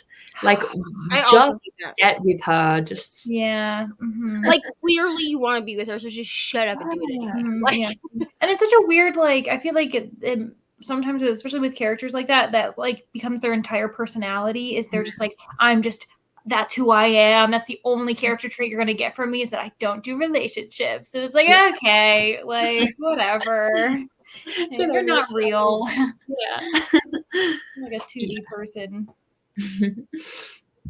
Oh, Jean asked ML any news about the house. Ooh. Yes, good question. Thank you for asking. Got resolved. Yay, that's very good.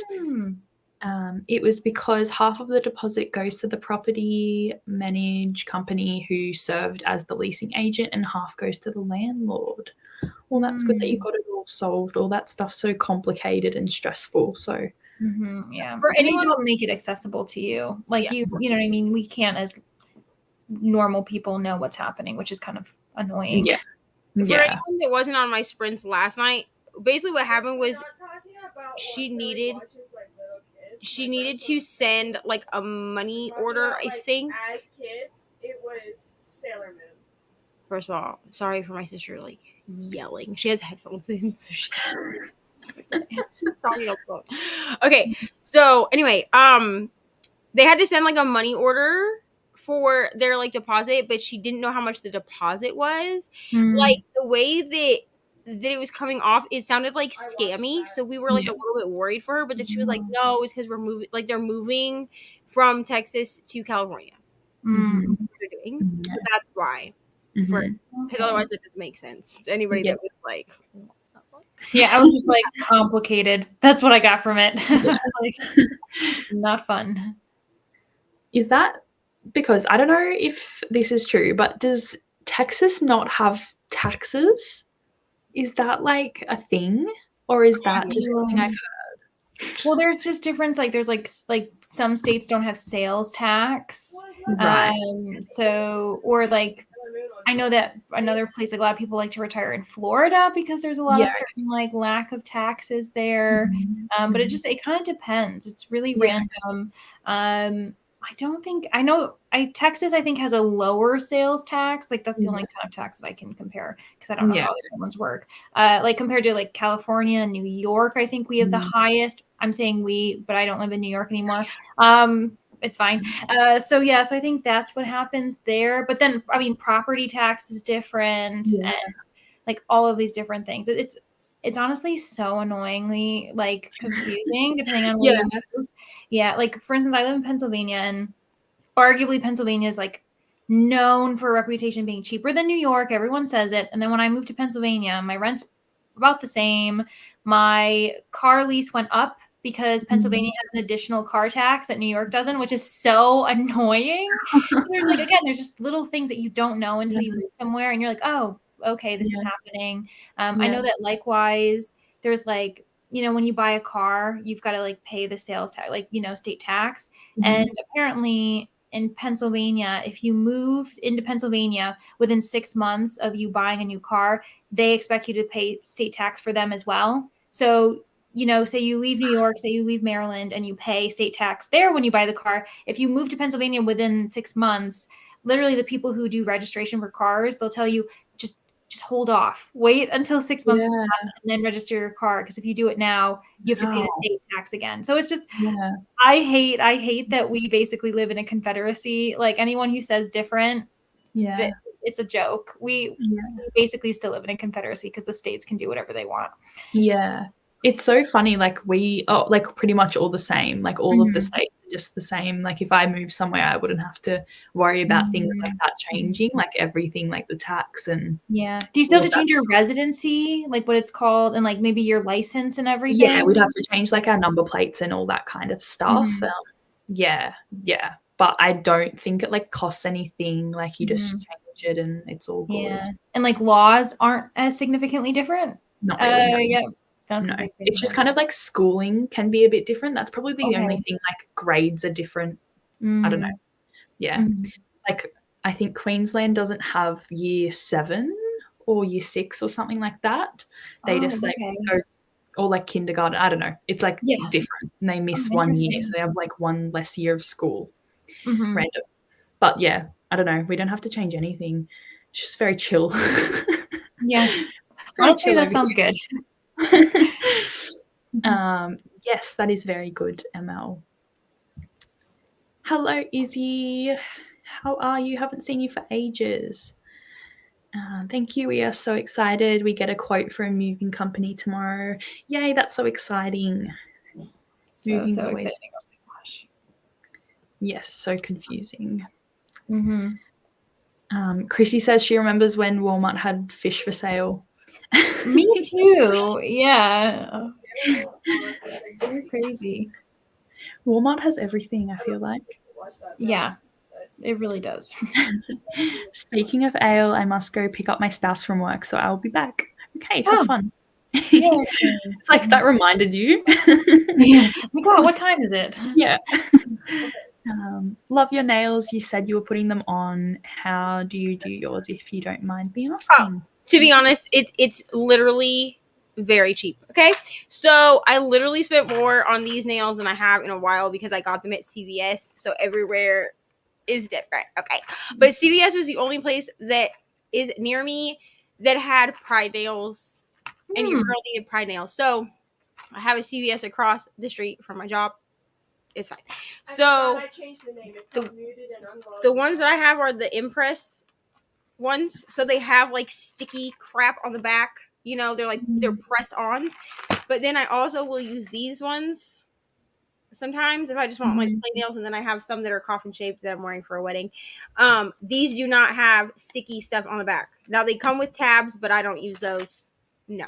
And then I get this glue, which is the Vitabond nail glue, because it doesn't smell. It has like olive oil or something in it. I don't know, but it like doesn't stink like nail glue does. Like it's better. Okay. But it's also by Kiss. All this stuff's by Kiss. You're welcome. So basically, if I do the Impress nail, I use the little like alcohol swab thing that's inside of it, and I like wash my nails, not wash them, but you know what I mean, like alcohol my nails off. Okay. And then I use the little stick thing that comes with it, the little orange stick. I use this side to like push my cuticles back. I don't cut my cuticles, okay, because I'm scared to do that, but I do like push them back to like make a spot for the nail to like slide into. And then I use the pointy end to like clean under my nails, if that is a thing that needs to be done. And then I don't have it sitting in front of me, but I use like a nail file or like an emery board and like rough up the nail a little bit. And then even with these ones, I do put glue on my nail. So this glue comes with like a brush It goes on like nail polish instead of like the little squeezy, like the little mini bottle they give you. I keep the mini bottle because I put that in my purse just in case like a nail pops off. So with these ones, I do put glue on the nail and then I push them down for like 30 seconds until it doesn't feel like they're gonna like come off. With these ones, I put glue on my nail and then I also put glue on the back of this nail, like right under where the tip would start. So like right under where the part would start, I put glue on that and then I push them down for about 30 seconds and then that's it. They usually last me about 7 days. You're welcome for my tutorial. Yeah, thank you. I've never done that. I've never done anything to my nails in regards to like never got a manicure, never done anything like that. I need to I do have long nails though. Like I keep them long but I've never done that. A friend of mine at work does the press-ons and she said it's like changed her life. Yeah, so I started doing the press-ons or the glue-ons, whatever. The fake nails, I started doing them in 2020 when all the nail salons closed because I used to go every week and get my nails done or every 2 weeks to get my nails done. So like I would get them done and then get them filled once before I had them switch them out.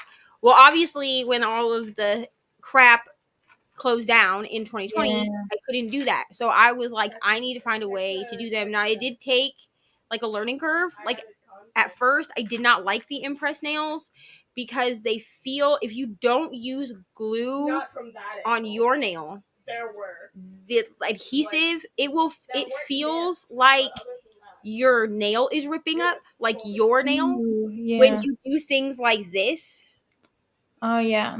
Right? So it was giving me like the ick. Like it was literally making my fingers hurt to like feel that sensation. So I was only using the glue on ones. But then I was like, I have to learn how to use the impress because the impress come with better patterns. They're cuter. But they only cost between, like, I think the most I've ever paid for a set is like $15 because I think these ones were $15. But again, I got them at CVS because these ones were definitely like $10. And I can get these same ones from Walmart for around $6.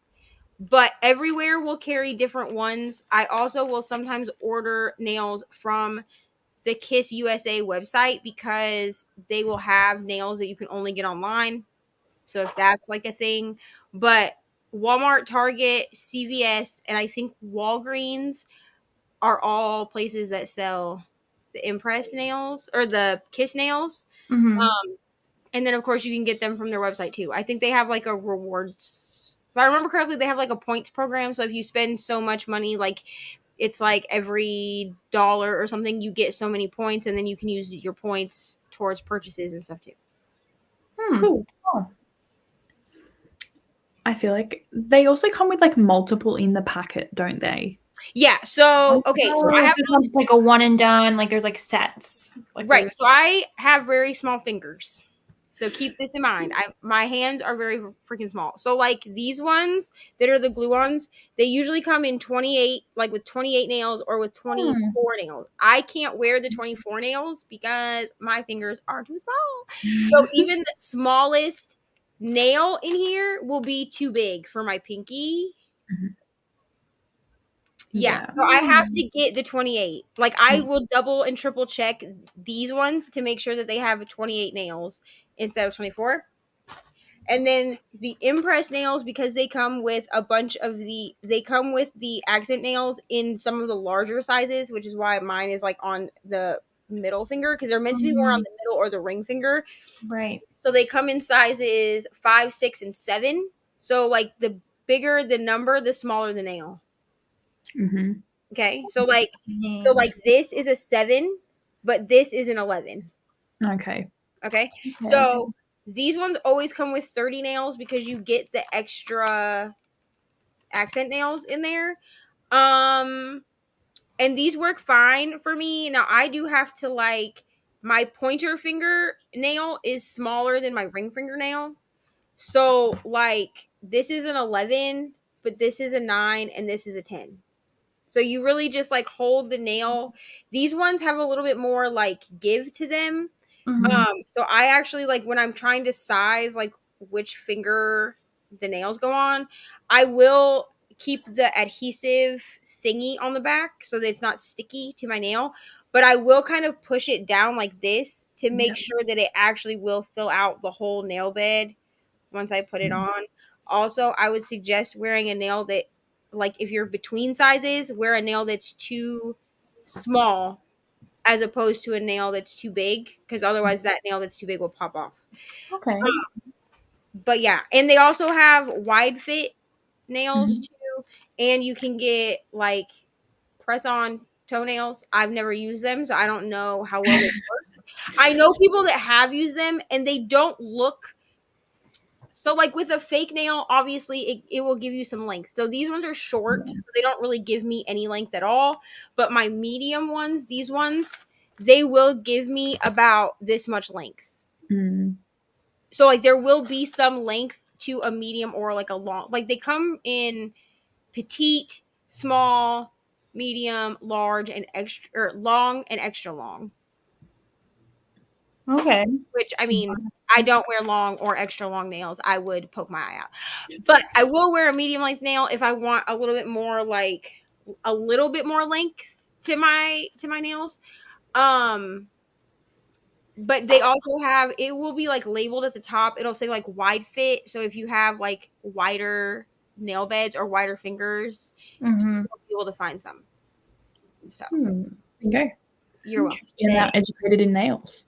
Yeah. I had to educate myself, to be honest. I'm not an expert, okay? So I can do like, I guess I could do like a reel where I do them and post it to like my channel or my TikTok if you guys really want to see that. Yeah, people would like that. Yeah. Do a little life vlogging, you know, like show a little bit of content of everything. Yeah. Definitely. Jean says, I think I'm losing the ability to read. No! To that point of the day. For some reason, that reminds me of Nick Miller from New Girl, when he was like, I'm not entirely convinced that I know how to read. I've just learned to memorize a lot of words. And it was like, just like as an ability, being like, you're losing that. I think it's funny. Denny's 25% into Scarred. Yay! How are you finding it so far now? That you're like, are you enjoying it? Yeah, that's really cool. Also, Danny, I'm really close to getting to. I'm in the middle of chapter 5, and so I'm going to finish it in the next sprint, so that I'm my marker for today. The 5 chapters, I'll be good, and then I'll finally listen to Danny's voice messages, because she sent me voice messages. She's like, "Don't listen until you've gotten to the section." And I'm like, okay. Jessica said, "Reverse Grumpy Sunshine is a thing." Oh, I have to find some. I think part of your world is a reverse, or the bodyguard. It's one of those two. It's like a reverse age gap too, but the female is grumpy. Yeah. Okay. I read, like, I was perusing the library where I work, and I was doing some shelf reading, and I pulled out the bodyguard, and I read the inside flap, and I was like, this actually seems like it would be a fun read, and I could totally see that being a reverse Grumpy Sunshine. Yeah, and that one I'm pretty sure is also reverse age gap. So the woman is older than the man. Because that's actually what I'm excited for. I can't remember what it's called at the moment. Okay, but the next book that comes after Pucking Around, the 2 characters that are in that, it's a reverse age gap, and the woman is older than the man, and I'm like, I'm excited for it, to be honest. I mean, am I excited to read another 800-page book? It's not a fantasy, not really, but like, am I going to do it and just not look at the page number until I'm done? Yes. Yeah. Sometimes. Tina said she moved for the first time 2 years ago, and I was so shocked about how many things are different in every state. Yeah. And Tina was in Pennsylvania, and I think you said that you moved to Kentucky, if I remember correctly. So yeah, that makes sense. Yeah. In Kentucky, getting a car inspection isn't a thing, but a tax is a little bit higher to make up for the money that they lose because of it. Okay. Yeah, because all of it's dependent on how state like gets its funding. So they might be like, if they aren't getting money this way, they're going to get money some other way. And it's just crazy. There's one other example, like in New York, we have like the, and a few other states too have it, where it's like 5 cents for every can you return or a bottle. Iowa has that. Not all states do that. So I'm sure they get their money in a different way. Yeah. We have that, but for 10 cents. Yeah, some states have it for 10 cents as well, like Hawaii and I think California, maybe Maine, like those states, they're known for that. And then we have 5. So who knows how it works. But yeah. That's interesting. Not sure which tax is a little bit higher. Yeah. So interesting. Yes, the nails, very awesome. Would always put those fake nails on when I was younger, but I'd chew them off in like a day. Oh, no. Yeah, I'd always get like my nails done with my nan, and then like I'd ruin them in like 5 minutes, and she'd be like, "No, pay for them." This, child. Hello, Betty. Just woke up, and I'm reading Lie Still. Oh, okay, very good. Good morning. Jane's going to bed. Bye. Thanks for chatting with us. Probably because she lost the ability to read. Oh, thank you. That's so nice. We'll keep your living room company. Yeah. Who knew nails were so complex? Yeah, seriously. Listen, I also didn't know. I was just like, I need someone to show me how to do this. Because like when I first started doing them, they would pop off after like 2 or 3 days. And I was like, this crap says it's supposed to last 7 days. Okay, I'm going to need you to, which, I mean, for my pockets, it's more cost effective because if I'm going to be honest with you, I get bored with the nails that I have on after about 7 days. But when I was paying like $60 per set, I would be like, well, it's too bad that you're bored with this. Like, you're either going to have to deal with it or cut them off and not have nails. And I prefer, especially now that I'm doing like booktube and stuff, you know, and I have to like hold books up. Like, I prefer you can see it for my nails to be done because otherwise, like, you can tell that I chew my nails off. Izzy said her anxiety has been off the roof and I've been ignoring reading, and now I'm wanting to be distracted with books. Well, hopefully this will be a good distraction for you, because we're definitely talking about a lot of different things. And we're in good company because I think earlier when we first started these sprints, we were kind of all saying how we were in various stages of a book slump kind of thing. So yeah, Izzy, you're in good company. Yeah. Denny's still deciding if she likes Scarred. Feel like I enjoy both perspectives, whereas in Hooked, Wendy sometimes annoyed me. Having a hard time caring about their revenge stories, though. We will see. Oh, okay. It's interesting. Denny said you're in the middle of chapter 5. Crazy things happen. Can't wait to hear your thoughts. Yeah, I'm so nervous because there's already a few things have already happened in this chapter, and I'm like, oh my gosh. Like, I don't think it's a spoiler in a sense because it happens in chapter 1 as well, but you're kind of starting to realize just the trauma that the main character is going through. And she's seeing hallucinations of the people that were on the ship with her. And you're like, you're seeing them and they're like, and it's just, it's really eerie and it's really creepy because she's like, you're dead, but you once in a while come back to me and I'm seeing you. And it's just, I don't know. Crazy.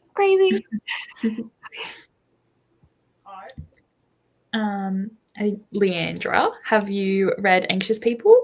I haven't. I actually haven't read Anxious People, but I have thought about reading it because, like, I feel like that might be a book that the thing is what makes me nervous is sometimes I'm the type of reader where I get really like influenced by a book where I'm kind of like I don't suddenly change my personality, but you kind of pick up habits, and certain books, if they're like talking about a certain thing, it like initiates certain feelings in me. So I don't know, a book that is called Anxious People that makes me nervous about what that would cause in me. So because I read this one book once where it was I can't remember the title. Oh, it was like a year, the year without sleeping or something, and it was this memoir where she was talking about how she just had this chronic insomnia for a year, and I was like, I already have like We're gonna sleep again. Exactly. Like I was like, it takes me too long to fall asleep at night. I've got too many things I'm thinking about. And like I was so nervous to read that book, thinking that it would like just loosen me the problems I'm already dealing with. So yeah, that's the only thing, my only hesitance. But if you recommend it, Izzy, then I'll definitely check it out. Yeah. I feel like that's the same with me. Like I would just immediately feel anxious reading it. Yeah, I'd be like, oh, that's a good point. I didn't think about that. Well, now I'm thinking about it. So yeah, exactly. I mean, to be honest, whenever I hit a book slump, it's because a book has become my entire personality. Okay, Magnolia Park. I am not rich. Okay, but somehow I was like, rich people, like I was just like so engrossed by this love story, if that's what you call it. It was about I feel like Magnolia Parks was the most toxic thing I had ever read, and I read a lot of dark romance. Like a lot. And like maybe it's because like with dark romance sometimes you have to like suspend your disbelief a little bit, like because it's not always accurate. But Magnolia Parks was like relatable enough that it was so toxic. Because like if anyone in my actual life acted the way that BJ and Magnolia acted, I would be like, what is wrong with the two of you? Like, and all their friends are just like, y'all might as well date. And I'm like, you want these two people? These two people to date again? Are you dumb? Like, you know what I mean? But I put myself into like a week slump after I finished that book. Yeah. And it wasn't because it was a bad book. I gave it 6 stars, but like I was just like, nothing will be top tier like this book. And so then I read where to go from there. fan fiction for a week. There we go. Izzy's currently reading it now. Let's see how it goes. Yeah, because it's like a yellow cover, and I think it's got like 2 people on the cover, if I'm remembering correctly. So I know exactly the book. This was the first, isn't it by Frederick Bachman? It is. Yes. Yeah, this was the first. So and I've been meaning to read more by him. This was the first Frederick Bachman I attempted to read, and then I soft DNF'd it in 2021 and never picked it back up. Oh my god! And I didn't know what was happening. Here's what it was. Okay, in 2021, like a bunch of people in my family decided to just pass away. Like 2018 to 2021, we just had like a bunch of people that just like gave up the ghost, right? So I was like, cool, great, but I was like, books are a distraction. And in 2020, I had finally bought a Kindle again after like 15 years. So I was like, cool, I'm going to use my Kindle. So I took my Kindle with me. No, I didn't. I left it at my house. So I ordered a new Kindle when I got to my stepdad's house. We're not going to talk about how many Kindles I've ordered because I leave them places, but it's fine. So I ordered a new one because I was like, I'm not going to make it through this trip with no book. Like I'm not going to do that. So Anxious People was one that I borrowed from Libby because I also read The Reckless Girls by Rachel Hawkins. Oh, yeah. And I tried to read The Silent Patient. That was the first time I tried to read The Silent Patient. Had no idea what was happening in The Silent Patient. I did end up reading it last year. Yeah, last year at like Thanksgiving time. And I gave it 5 stars. But like at the time, I didn't know what was happening. So then I was like, cool, we'll read Anxious People. I could not tell you a thing that was happening. But I did read Harry Potter and the Cursed Child, and I wanted to claw out my eyes. I read that book in 24 hours, and I felt like it had taken me 7 days. Oh my gosh. All right, this just seems like a really weird period of reading in your life. It was that bad because like I've always kept track of how long it takes me to read books. That book, I started it and ended it within 24 hours. And I was like, I read this in a day. And they were like, my siblings were like, dude, it's a play. Like, of course you're. And I was like, I feel like I've been reading this book for a week. I feel like I have lost time reading this book. Gosh. Then I tried to read Anxious People, and I didn't really know what was going on. So I was like, clearly I'm not in the mindset to read this. Yeah. And like, that's what the beauty of it is. If we just recognize, like, maybe it's the book, maybe it's us, we can always try it again at a different time, and then we know. But I feel like, especially with Frederick Bachman, he's such like a well-loved author. I mean, you're reading a book by him right now. And so, and I've actually been meaning to read more books by him. I've only ever read The Man Called Ova, and that was probably more than 5 years ago at this point. And so I've been meaning to try him again because I really loved that one. And so, yeah, Anxious People. What's the other one? There's like My Grandmother Told Me to Tell You She's Sorry or something. And then, and then there's that one, and then there's Britt Marie Was Here, which, have I read this yet? No. Was I supposed to read this like at the beginning of the year for B&K Book Club? Yes. I will read it eventually. I just need to get the ebook for this one because I'm not gonna read it physically. I ordered it off Amazon because I was like, you can order all of the book club books. Did I order all the book club books for this year? Yes, I did. Yes. Am I gonna read any of them physically? No. But Brittany and Kelsey said they didn't really enjoy this one that much. I think Brittany gave it like 3 stars and Kelsey gave it 4. Yeah. But like I just kind of want to read his entire backlist just so I can see like which books I like, which books I don't. Because like you're not gonna like every book and author, right? Theoretically. Yeah. So. And order. I think the order of when you read books is so important. Because like depending on like if you start off with their most hyped book and like you do love it, well then that sets a bar for any other book that you read by them. And like if you're reading them in succession, that can 100% influence if you like waited a year and read the book or whatever it is. That's why I think I waited because Kelsey and I read Beartown last year, I think. And then we all read A Man Called Uva at the end of last year. So like there were a few months in between. Yeah. And I think I would have still liked Beartown just as much as I did. You know what I mean? But I'm glad that I gave myself distance between the two because they are also two completely different. Like the writing style is the same, but like the subject matter is completely different. Like it's not close to the same thing. And so then when we did Me Against You, Us Against You, whatever it's called, I never call it the right name, but the second Beartown book, there was still like a few months between, you know what I mean? And now there's been another few months between us reading that one and then reading The Winners. Okay. Yeah. I think that's just good, just to be sure, just to make sure you're not mixing things up. Yeah. Denny said, don't read while we sleep. I've heard that it points out all the bad things that happen when we don't sleep well. I don't need to worry about it. Oh my gosh. Yeah, no. I already know I don't sleep enough. And if I do, I sleep too much. Like there's never a balance. I already know that there's too many issues. So yeah, thanks for the heads up. Jean said Neva became bougie with her liking all these millionaires. I did. I became bougie for like a week, and then I was like, I'm gonna need you to come back down to earth. So I read some Hermione fan fiction, and it was fine. Nice. Have you actually seen Manacled? Okay, so I have this one on my Kindle. Yeah. We're not going to talk about how many fan fictions. Okay, we'll talk about it. I downloaded 8 fan fictions in the week that I was like, well, I guess I'm just reading fan fiction because I literally could not make myself read anything but fan fiction. So the ones that I have, I will tell you, I have not read Manacled. Yeah, it's like 1,800 pages or something like that. Yeah. Wait, and how do you spell it? Manacled? Is that what you're saying? Manacled. It's like Manacled. Yeah. It's on AO3, Archive of Our Own. So here's the thing. So Manacled, what I did when I was looking for fan fiction was I typed it into YouTube.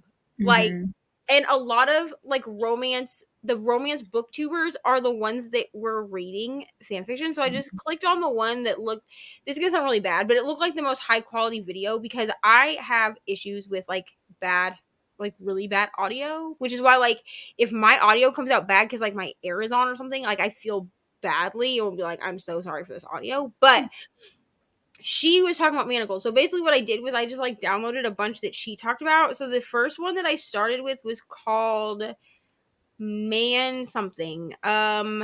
Measure of a Man. And I only got 4% through because all of them are like over 1,000 pages. Like all of them are bigger than Stephen King's It. You know what I'm saying? So I was like, damn, I haven't even made a dent. Like I have, but I'm also reading it on my Kindle. So like I can, so I just kind of pick it up like when I want to, you know? Like it's not anything that I'm like keeping track of like in an app or anything. Like I just read it if I have if I don't know what else to read. So I downloaded that one. I just like downloaded a lot. I downloaded Don't Take This Sinner. I downloaded Manacled. There's a lot of content warnings for that one. I was just kind of scrolling through and I was like, oh, it's like really bad. Yeah, all the wrong things. Yeah. So Manacled is when I was like here when she was talking about it on her video, like in the video that I watched, she said she compared Manacled to The Handmaid's Tale. And I've read that book, but I've also watched most of the show. I had to stop at like season 4, I think, because it just got so triggering for me that I was like, I cannot handle this. But she said, she was like, if you like The Handmaid's Tale, you will like Manacled, but to be in like a mindset. So I haven't actually picked it up. I think Rainey might have read it, but I haven't, or maybe she got it bound. I don't remember, but I haven't actually like picked it up because I'm not in a mindset to read that right now. But a lot of them have trigger warnings. Like even this one has trigger warnings. But also like it's Draco Malfoy and Hermione Granger. Like I feel like that's just telling you that there's gonna be trigger warnings. You know what I mean? But like the Measure of a Man, like the 4% that I've read has been great. I don't really know how many like pages that is, but it's like a 52-hour book.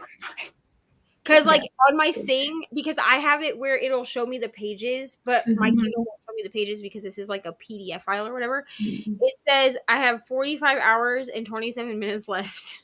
Oh my god. Literally more than like 2 full days. Yeah. So like, and I read this, like the 4% of this that I read. So the maybe like 12 hours of this that I read over the span of like 2 days. So I was like, clearly, like I'm not going to, I just want you to know that this one, at least, I don't know about the rest, but this one does have pages for it. Like you can track it on Storygraph and on Goodreads if you want. I don't know exactly how Storygraph is going to count that, like pages and book wise, because it is labeled on Storygraph as not a book. So I don't know how the tracking goes for that. But fan fiction is sort of something that I just like read when I'm in a slump and I don't really know what else to pick up. So I just read it a little bit at a time. Or like if I go to like take like a book bath or a hot girl bath or whatever you call it, I will pick up a fan fiction because I can read that without necessarily having to concentrate on it. Like I'm not going to rate a fan fiction the same way that I would rate a book. Yeah, for sure. Me personally. Yeah. Hello. Just in time for another sprint.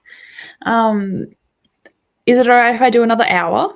Is that okay? That works for me. It might end up being my last one, but I'll come back and like chat with everybody and everything. So yeah.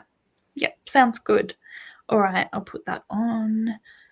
Oh my gosh, this has been such a nice evening, just chatting with friends. Like I just had this like weird moment where I was like, oh my gosh, we're just having fun. Yeah. It's been a while, so I feel like, it's nice to be back. Oh, totally. Yeah. All right, see you guys in 1 hour.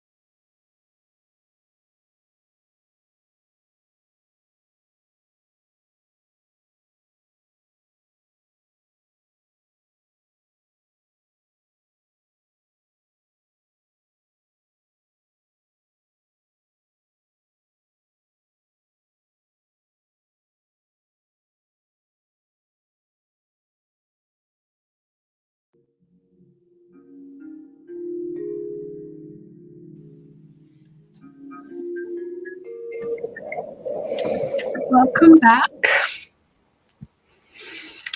How was that? Yeah, it was good. I kind of got distracted a little bit. I got to the end of chapter 5 for Dead Silence, and so I paused after that because we're doing 5 chapters a day with Danny. And I proceeded to send her multiple voice messages telling her my thoughts and listening to her thoughts. And we seemed to be on the same page about it. And then, because I definitely couldn't just stop there with this scary book from the last thing that I thought about, I returned to a book that I'm currently in the middle of reading. It's called Obelisks at Sea. It's a golden age mystery. I think it was originally written in 1932. So it's like one of those classics that I got in my mysterious bookshop subscription. I have like a subscription to classic mysteries, and I've been really behind in actually reading the books I get. So I'm reading that, and it's far more chill. But what's weird is it is set on a ship. Now that I think about it, like a physical transatlantic ship. Yeah. So interesting parallels. How about you all? I didn't read again. I'm stuck on TikTok. But yeah, I'm just not feeling it. I'm just having like a chill day and just chilling. I'm really tired. So it's been a big week. So I'm just chilling. Sometimes we need that, especially because it's Saturday for you. So it's just, totally agree. Yeah. I've got like a week and a bit off because we've got a public holiday after the week I have off for my wisdom tea. So it worked out really well in case I'm not feeling better after the whole week. So I have a lot of time to read and I'm very excited for that. But for now, I'm just like resting. We support it. Yeah. Okay, so I made it to 24% of final offer because I read some more of that. It's fine. It's I don't know. Here's the thing, okay? I need Cal to slow down because like he's aware that he has an alcohol problem, and here's a quote I don't like. Okay, it's one thing if the addict is in denial. I can deal with an addict in denial. What I can't deal with is an addict who knows they're an addict but does nothing to rectify, and then is like, well, AA or recovery, whatever, recovery and rehab informed me that I have a problem, but also it's been 6 years since the last time that I did anything recovery wise, and so I'm just no further in life. And maybe this is because I have a sibling who my sister just named. I won't name her on here, but I have a sibling who did this very thing.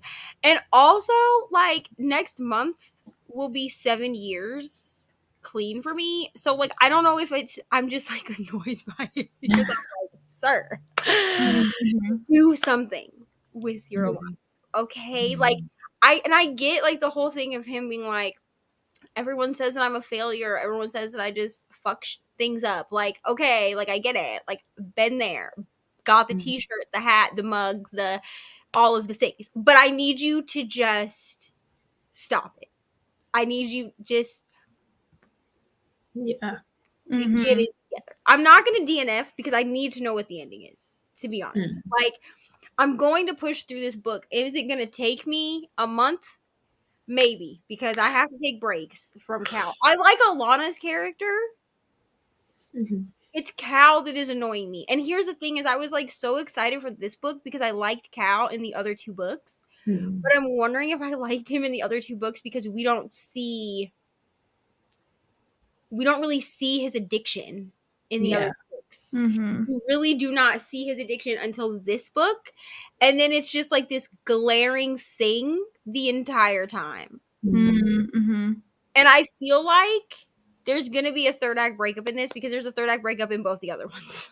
And I feel like the 3rd act breakup is going to be some stupid cliche thing where like he starts to get where he needs to be and then he like has a giant relapse. And if that happens, I'm not going to Kindle because I can't live without it. Okay, ask Brittany how well 2 weeks with no Kindle went for me. It did not go well.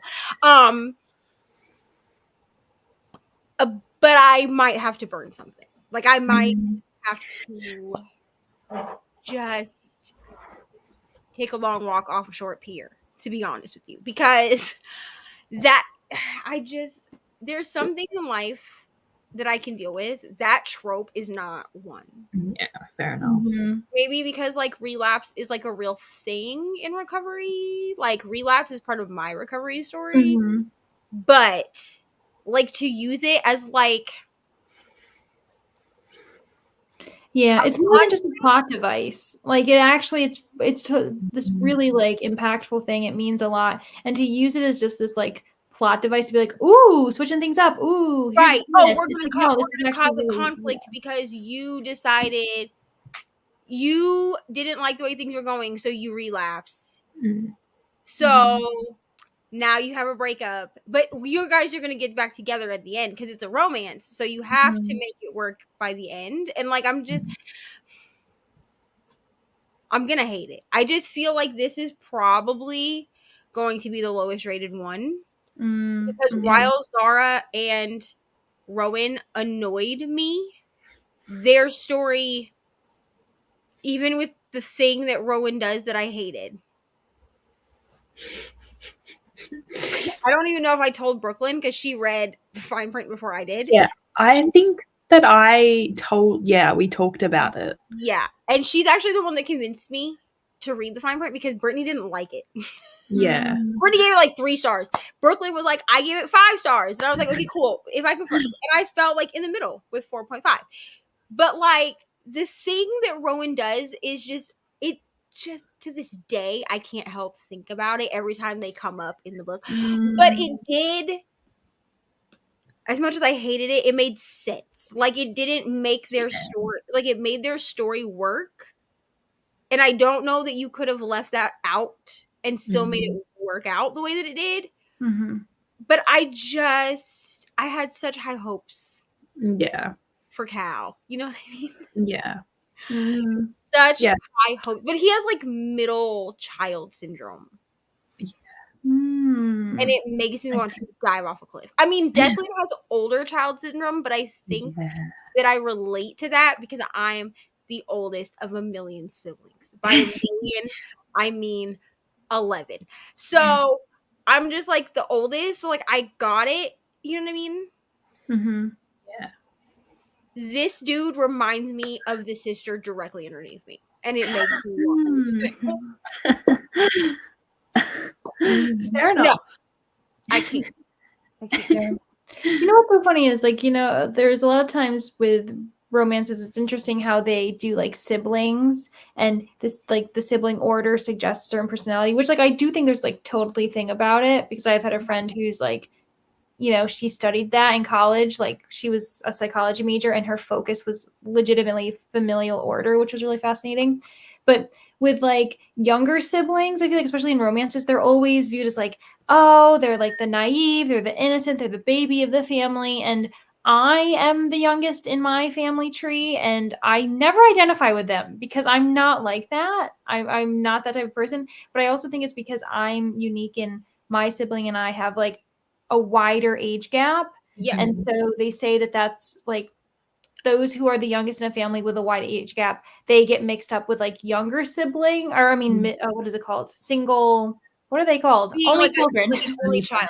Yeah. Yeah. So like I like a lot of times I more identify with only children because I just that's like, you know, yeah. That's like Ari because her brothers are adopted. So when they're all here, which is about to happen in like 2 weeks, they're all going to be here. Am I doing sprints when they're here? Probably. Am I going to look like I want to rip my skin off? Also probably. But when they are all together, you can tell that she's the youngest child. But if it's, and like her and Austin have, like they're not related, but they have that sibling thing going on. But if she's in the house by herself, you would think, like a lot of people are like, oh, she must be an only child. And I'm like, no, actually, she's not. She's just the only child sometimes, like in the house. Because like Austin's 16. So he's not always home. You know what I mean? Like she really likes that she runs things. Like gain independence, like and she has a lot more independence than like most younger like little siblings would have. But also I feel like while that whole role thing is a thing, the sister that is here right now, I feel like fits the second oldest traits better than the second oldest sibling. That's true. But Gwydion has the traits of the baby, okay? And like we have a baby, and he's 14 years old. You know what I'm saying? But like the 20, how old is he? 21 or 22? 21, right? He's not 22 yet. But the 21-year-old and the 14-year-old are like the same. You know what I mean? And then like if you switched, are you 18 or 19? Okay, if you switched the 19-year-old and the 26-year-old around, that would be better. Now, Erwin is 23. Like, he just is about to turn 23. And he goes between acting like an only child or a middle child. A lot of times he acts like the only child, though. It's funny. Talking about, I've had such a struggle. I know, thinking about the different, Shut up. Okay. I feel like as well, if your parents, like if they were at different stages in your life, then that really determines, because my parents were quite young when they had me, but by the time they had my sister and my brother, they were completely different people and they were like mature. But when they had me, they were like children themselves, you know, like they weren't. I mean, my mother was a narcissist. So there's that. So you're like, well, like my mom was young when she had me because she was 16, and then my dad was 19. But I'm the only child that they have together, right? But then when I was 8, my mom met my stepdad, who is also this. Well, okay, when I was 5, she married the sister directly under me. She married her dad. Okay, and then when I was 8, by the time I was 8, they were divorced, and she married who is now my stepdad, my second dad, whatever. And he is the father to the other 4 siblings. So including the sibling that's sitting in my room right now and the sibling that was here last week. So, or 2 weeks ago, whatever. But like her narcissism got worse for more children, and like the older she got. So like it was obvious like who her favorites were. I was not. I was not favorite. So like so because her narcissism got worse, like there are things that I remember as like a young child that like Anna doesn't know anything about, because like my mom was a different person. Like her narcissism wasn't as bad when I was like younger, but then like the older I got, I was like, you are toxic, ma'am. I love you, okay, but you've got to stay there, and I'm gonna stay over here, and we can call each other once a week. And since you're both the oldest too, I feel like you're almost like not intentionally, but you're unintentionally the guinea pigs, because again, your parents are like, we've never done this before, so you're going to get the good, the bad. We're going to learn lessons, and it's going to be thanks to you, unfortunately. Whereas I think that's what happened with my brother as well, where my parents, they weren't necessarily young. They did a weird thing for their time where they were married for 6 years before they decided to have a child, and they had my brother. But like, I definitely can see certain elements where I was like, I feel badly for my brother, because they were learning. They'd never been parents before. They'd never really known how to like take care of someone who needs them in that way, because they've always, you just take care of themselves. Yeah, exactly. And suddenly you have this, additional person, this human you got to take care of. And so I think that like, there's no way to fix it though. It doesn't really matter how much you don't know what you're going to experience until you have your first child. And you're like, well, and then it's up to you on how much work you do to, get more and more prepared and make sure you're never going to be like prepared enough ever the first time, or any time really. So no time is a good time. Yeah, exactly. I love when people are like, I'm just waiting for the right time. And I'm like, what's the right time? Oh Like, yeah, and yeah, they're you'll like, be we waiting need forever. financial stability. We need to be mature adults. And I'm like, listen, How do you all know of that is gonna go out the window. Because Yeah. one, kids are expensive. So no matter how much money you have, Mm. good luck on that. And Yeah. two, see, you're gonna have this like grandiose thing of like the baby is, oh, my cousin Susie's baby slept through the night after 3 months. Great. And then you're gonna be like, well, why is my baby not sleeping through the night after 3 months? And I'm like, because every child is different. Okay, there's no handbook. Like, you can read what to expect when you're expecting years 1 through 12, or prenatal to 12, or whatever the hell way those books go. That's literally just an average. They've literally just taken an average and been like, this is what the average baby will act like. Like, they don't take into consideration if your baby has like colic or has to go in the NICU. Like, so just good luck. It'll be fine. You'll be fine. Yeah. Even pregnancy, right? Like, I think there's too much taboo about talking about it. And so there's, oh, it's a miracle. It's like some people go through really tough pregnancies and there's not enough support for them. And you can't prepare. I don't know. Yeah. Yeah. Something to look I'm forward afraid to. of. I know, I was gonna say, I was like, something add that to one of my fears. Here's the thing. People don't ask me about pregnancy because I don't sugarcoat the things. Like, I've been told by my friends that they don't ask me about, because I have had friends that have, and I had postpartum depression and postpartum anxiety with all of my children to some degree. And so I'm like, you need to get help if you have these symptoms, because like it can become psychosis. Like, you need, like, do it. So they're like, you just scare me so much. And I'm like, what do you want me to do? Like, do you want me to be like, it's beautiful?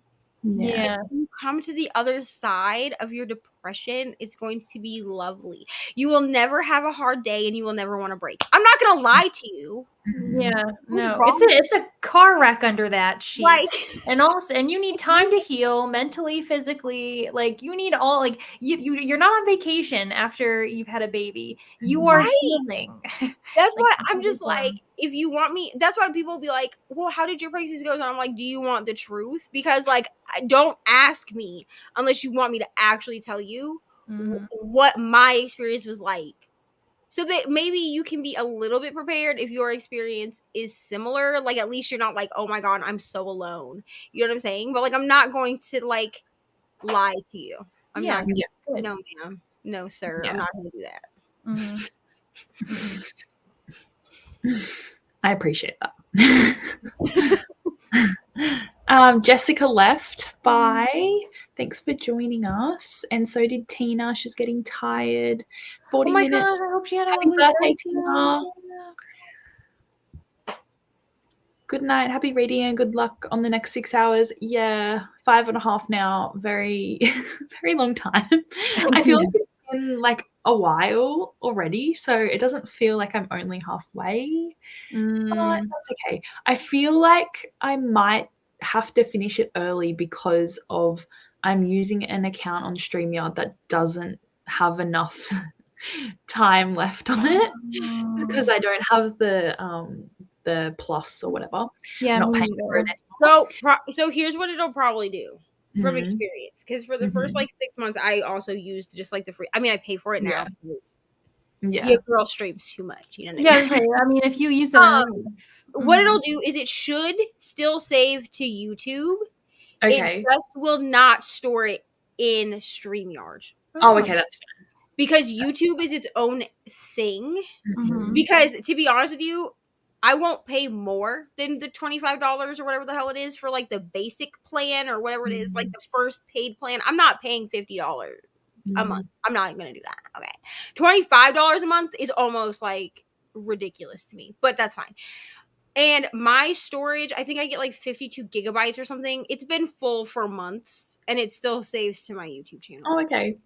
Okay then. It just won't do the backup to StreamYard. Yeah. Okay, that's fine. Betty went and had breakfast and started her day. That's okay. Thanks for joining us for a little while.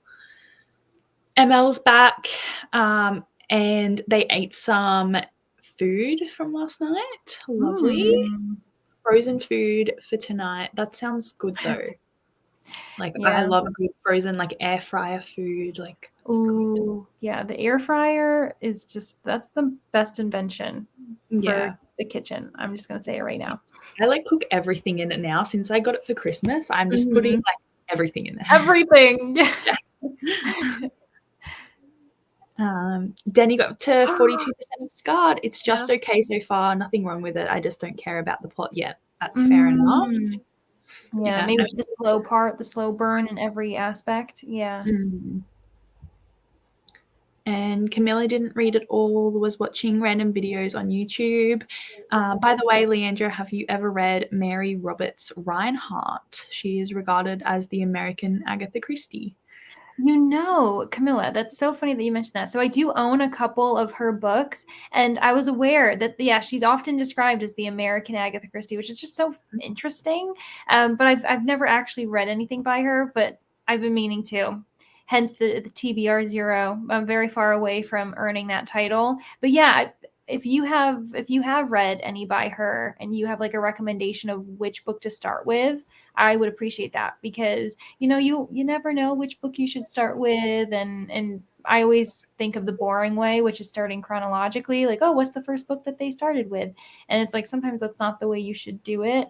But yeah, oh my gosh, yeah, because I'm actually trying to get more into American Golden Age, because I think that this is getting boring for those who don't read mysteries, but like the Golden Age era, which includes Agatha Christie and a few other queens of crime, is usually very British, but we've got so many that are American that I've been trying to read. And there's also Australian, by the way. Yeah. So, well, there's Niall Marsh, who's actually from New Zealand, but then Fergus Hume, I don't know if you've heard of him. He's a classic writer. He wrote The Mystery of the Hansom Cab, I think it's called, and he also wrote Hagar of the Pawn Shop, which is this. It was published in actually the late 1800s, 19th century, and it follows this young woman sleuth who's an amateur detective. So there's a wealth of knowledge. Yeah, it's really fun. But anyway, that's my fun fact. That sounds really good. Yeah, I'm not very caught up on my Australian authors at all. Like, I don't think I read anyone like ever. Mostly American. I know that Nicole from Dusty Booksniffer, she's trying to read more Australian authors this year. That's like her goal. I'm trying to think. There's that one book. What's it? Is the author Chris Whitaker? I think he wrote a book that's set in Australia, but I don't know if he's Australian. Okay. What's his name? Oh yeah. Okay. I also don't feel like even Australian booktubers, at least the ones that I follow, I don't feel like y'all talk about Australian authors. No, we don't. I don't care. We just like, you know what I mean? So like, I feel like it's not even like a, like, you're Australian and you don't read Australian authors. How dare you? Like, I just don't feel like people talk about them on YouTube anyway.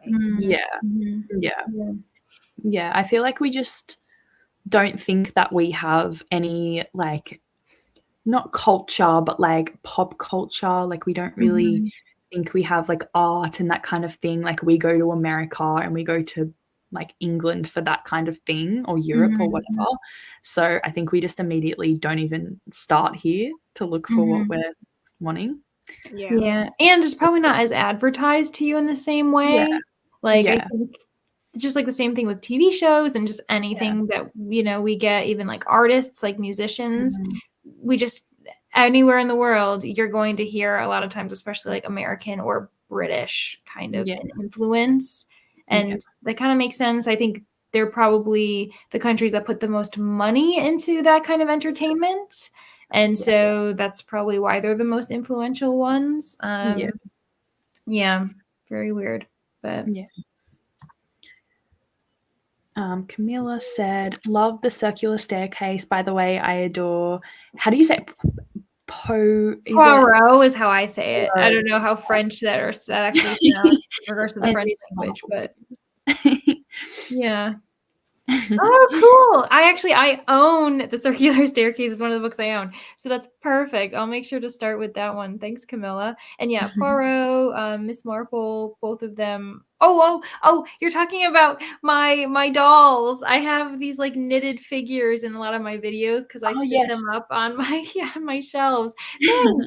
Yeah, they're like my like official prized possessions now. I don't know what I would do with them. They have like removable hats, which is also so cute. And yeah. So thanks. Yeah. Okay. So I think I'll do another sprint and I might do like an hour and a half because I'm getting tired. I might have a nap. I think that's what I'm going to do. Even though it's like 3 p.m. here, it feels like 7. I don't know why. It's really dark outside. It might rain or something, but I'm tired. You're also probably because like you hosting sprints, I feel like it just makes you tired. you out. Yeah. So you probably like your body feels like it's later in the day because you've kind of been managing. And you guys are like getting ready for bed, and I'm like, how is it not bedtime yet? But that's okay. Yeah, I feel like I'll do like an hour and a half or something, and then I might make dinner and stuff. Oh no, it's 3:00. I'm not making dinner. Yeah. I'm just the next sprint. Yeah, the next one after that, maybe. Yeah. I don't know, I'm delusional today. I have no idea. Yes, I have seen them in your videos. They are very cute. Denny said, headed to bed, but thanks for the sprints. That's okay. Okay, I'm heading to bed too as well. It's 1:40 for me as well, Camilla. I see your comment, and yeah, it's also 1:20 for me. But I'm still here with you for a while. Just because you're a night owl, yeah. because I was like, I looked at it, I was like, oh, they started at 7. I was like, I'm not doing 12 hours, and then I was like, girl, you go to bed at 7 in the morning. So like, what do you mean? Yeah. So I'll be here for a while. Okay, cool. Ooh, very nice. By yourself. Thank you. I appreciate that. Yeah, okay, let's do another one. Thank you, Leandra, for staying for so long and being lovely. And yeah, hopefully we can do this again soon. Yeah, have fun, everybody. Nice seeing you all. Bye. Where are we here? Yes. Are you okay with an hour and a half? Is that all right? I'm good with an hour and a half because I'm going to make some food also. Okay, cool. So. Yep. Because it's 2:00 in the morning, which is dinner time for me. Very good. All right. See you after the next sprint.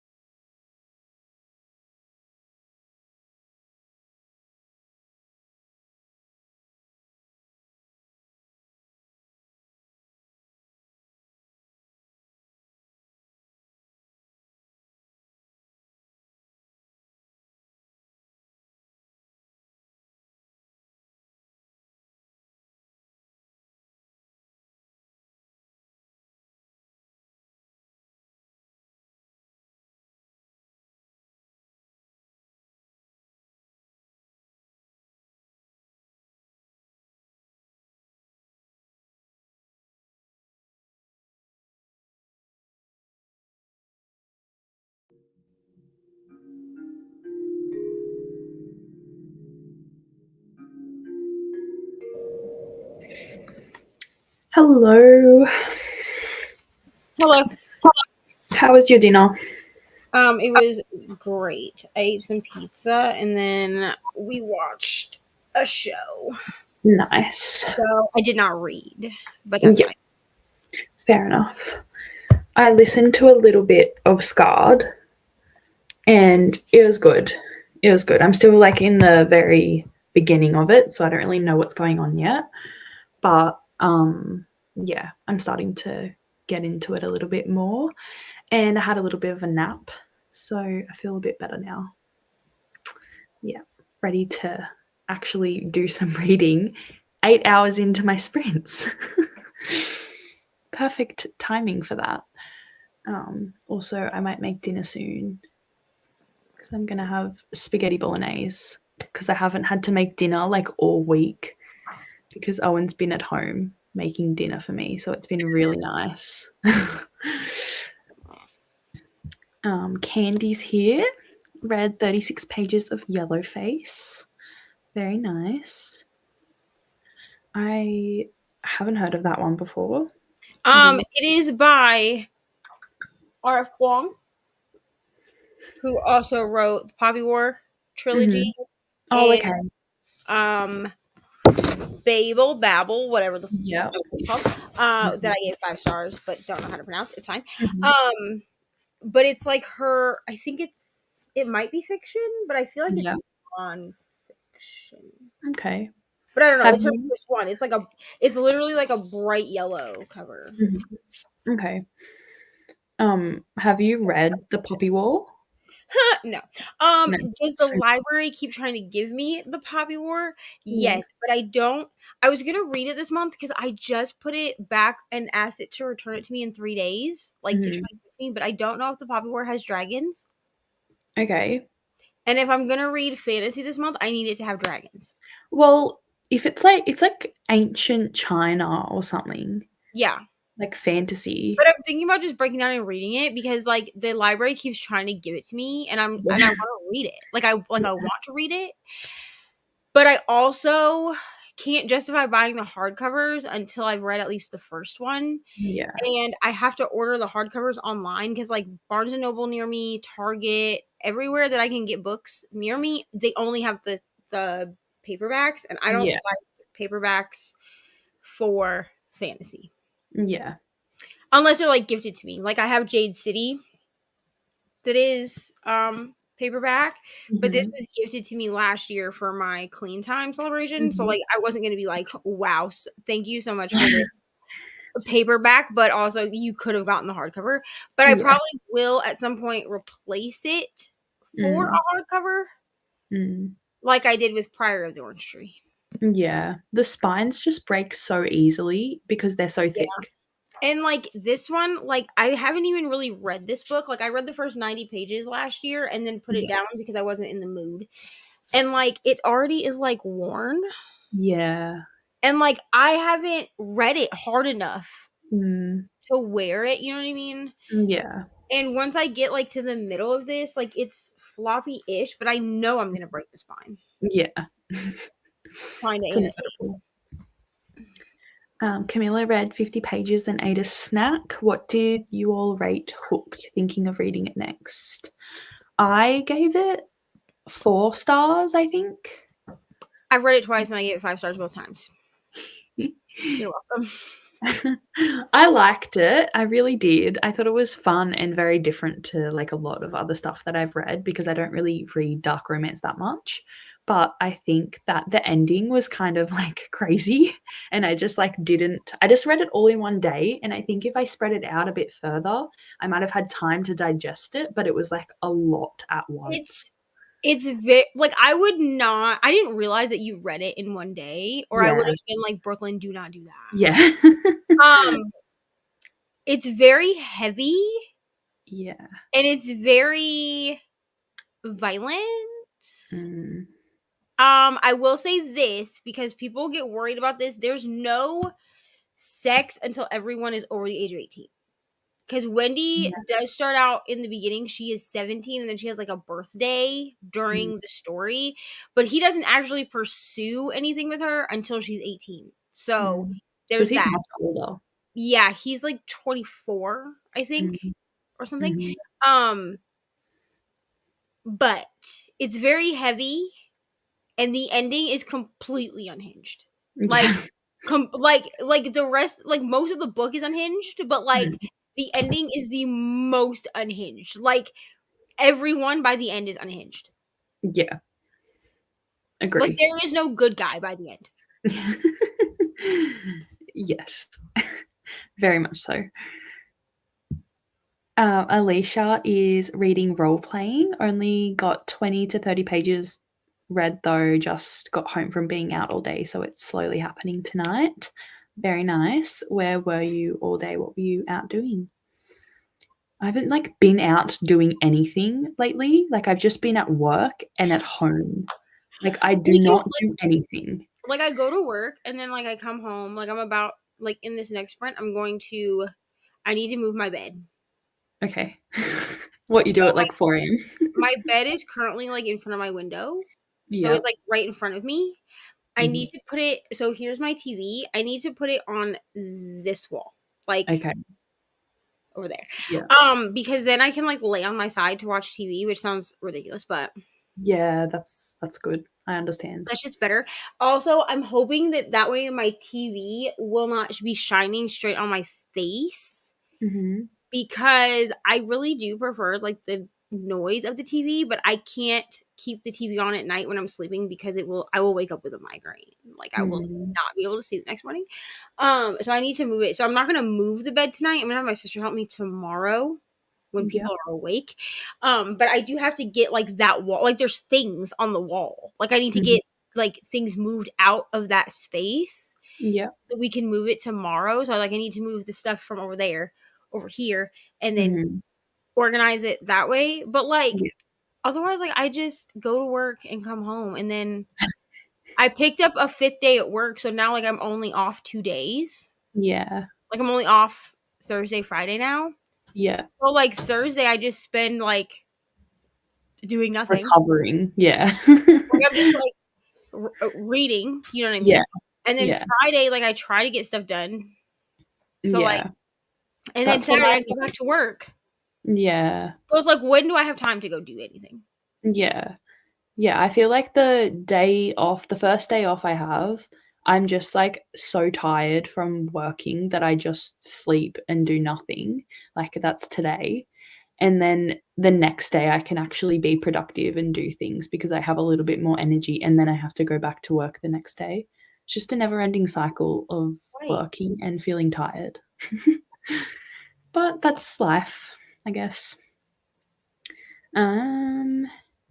Zoe joined. Hello. Just joined a few minutes ago, but I'm reading The Love Wager by Lynn Painter. Oh, okay. How are you finding it so far? I haven't read that one. And Alicia had Top Golf. Oh, that's fun. For her dad's birthday. Feel so drained, like I've been in the sun all day, but it was like 20 degrees and cloudy. Yeah, I feel like socializing does that. Like you just feel way overdone. Definitely understand that. I love Top Golf. I have the best time when I've done that before. I've only done it twice, but it's always been really fun because we don't have one I think we only have one in Australia, and it's in Queensland, and I've been there twice when I've been on holiday, but yeah, it's always fun. Do you guys have Top Golf? You probably... What is it, like mini golf? No, it's the big one where you like hit it and there's lots of different things. You're like, there's a net. I don't know how to explain this. Okay, so is that like mini golf here? No. Or is that like explain to me. My sister says we have it. I don't know what this is. It's like you're on a balcony and you hit the ball off. Oh, yeah. We have that. Okay. Yeah, we have that. I was like, I don't know what we're talking about. Yeah. We don't really we have like mini golf, but we call it putt-putt. And yeah, some people call it putt-putt here. It just like depends on where you're from in America, like what you call it. Like I grew up calling it mini golf, but some people call it putt-putt. Some call, like I know somebody that calls it tee golf. Yeah, okay.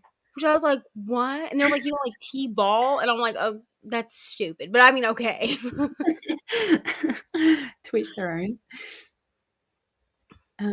Alicia's trying to get into Throne of Glass, but every time I try, I get busy. Yeah, I feel like that's one you really need to be committed to. I've only got the last one left. I've got Kingdom of Ash left. Okay, so I'm technically on Heir of Fire. Mm-hmm. Oh, that's my favorite. But I need to reread Crown of Midnight. Mm-hmm. Because do I remember anything? No, I don't. So I'm gonna reread. I'm hoping to reread Crown of Midnight this month because my brother picked Heir of Fire. So basically, what I did was my 2 siblings that came to visit, I had each of them pick me 5 books to do a vlog. But then Ari felt left out, so Ari also picked 5 books. Am I regretting my decisions? Yeah. Do I know when these vlogs are coming out? No. Because basically what's going to have to happen is, like, they picked a lot of fantasy. Like, Ari picked Colleen Hoover, but, like, everybody else picked fantasy. So I know I'm going to have to, like, space it out for myself. Yeah. So I'll just vlog as I read. And then just save it straight into, like, the video thing on iMovie. Yeah, that's a good idea. I need to start doing that because I get confused with, like, what clips are from what video. I really need to. Especially because I film on my phone. Yeah, same. Yeah. So all of my my normal videos, like the video clips that I need for actual videos and like crap that I'm just recording throughout the day, like a story or whatever, it gets mixed up.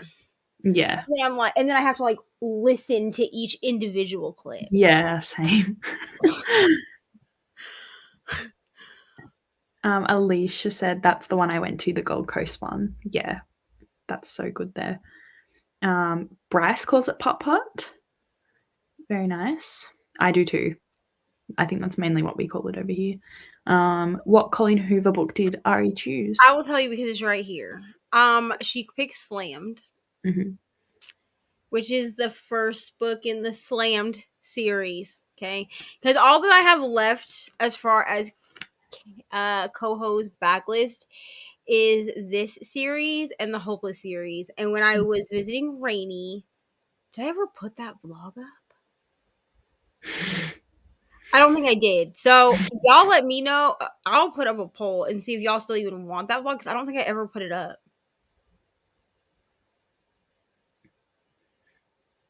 Of when you were at when Rainy. I was in Florida, I don't think I ever put that up. So good, yeah. That was in like April. That's okay. No one will know. I'll probably just put it up and I'll just put like a thing at the beginning that's like, hey, I forgot that I did. Because I swore I put it up. But I don't think I did. I edited it, but I don't think I ever. Yeah, if you've edited it, you have to put it up. So it's edited.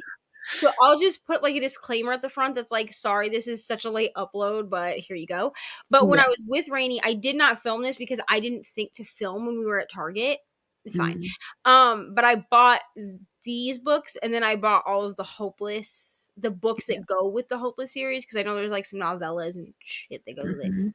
So that I can finish these. So this book will be in Ari's vlog, but it will also be in my retry of a Coho vlog. Because last year I tried to do a Coho vlog and then I lost half my footage.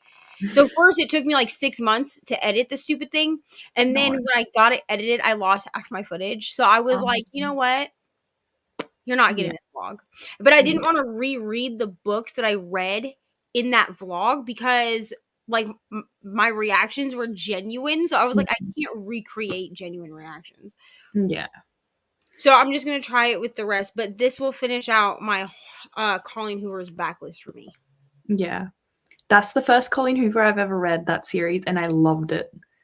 Like when I was like in year 8 or something, though. I hope to love this. I know it's very like YA. Yeah. But it's about slam poetry, which I'm never believing anyone that tells me what a Coho book is about ever again. Because the person that lied to me about It Ends With Us and said it was a cute contemporary romance. No, it's not. Also told me that this was a rock star romance series. It's not. Oh this is slam poetry. That is just because they both have microphones. Does that make the same thing? And it's like a teacher-student romance. Yeah. Which I don't know how much I love that. But here's the thing. The way it's described is like good, I think, though. Here's the thing. I like, and I know this is controversial, but like in Pretty Little Liars, Yeah. the Ezra Aria dynamic, like it was creepy because like he was her teacher, but it like didn't creep me out as much. But I only think it's because like they meet organically. Like they're not aware that she's his student and he's her teacher. Yeah, and she lies and says that she's like in college and stuff. Right. Like the thing is like she doesn't even like blatantly lie. Like she basically just answers his questions. Like he says, "What are you majoring in?" She says English. And so he assumes that and he asks like, "Have you graduated?" And she's like, "No, I'm a junior or whatever." Like she like lies by omission because like she just doesn't give enough information. So like great. Like should it have stopped when they see each other in the class? Absolutely. But like it wasn't.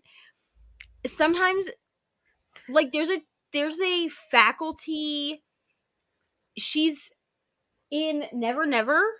The male main character, Silas, is like having an affair with the guidance counselor. Oh, okay. And that just did not sit well with me at all. Like, because y'all knew what you were doing. Yeah, that's true. You know what I mean? I think, yeah. I mean, so I don't love a student-teacher dynamic, but I'm going to give this a try. Yeah. Yes. If it's terrible, I'll let y'all know. But I mean, he's like really young in that though. Like he's supposed to be a student kind of thing. Like they're the same age or something. But due to circumstance, he's a teacher. So it like works. So her neighbor, right? Yeah. Will, because listen, Colleen Hoover never actually tells you what books are about. I just need everyone to know that. So this says nothing about student teacher anything. Oh, really? On the back. It says, following the unexpected death of her father. Well, it says, Colleen Hoover's romantic, emotion-packed New York Times best-selling debut novel unforgettably captures all the magic and confusion of first love as two young people forge an unlikely bond before discovering that fate has other plans for them. Okay.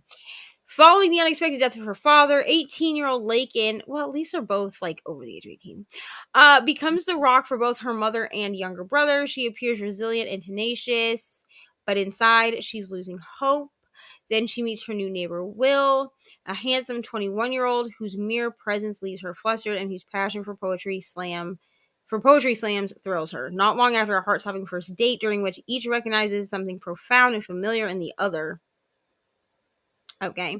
They are slammed to the core when a shocking discovery brings their new relationship to a sudden halt, which I'm guessing would be that he's her teacher. Yeah, sorry, I didn't think it was a spoiler.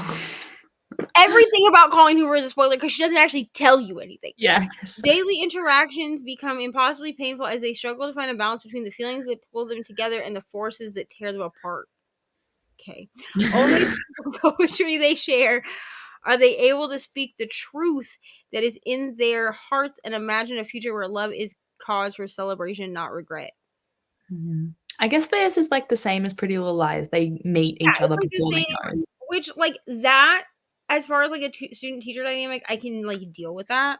Yeah. And like the fact that this woman has written probably 24 novels, because it says 23, but it only includes, it only says including, it ends with That's All Your Perfect, Ugly Love, and Verity. So I feel like either 23 or 24. The fact that I have literally read this woman's entire backlist, except for the last like 8 books. That's pretty good. Like I've read,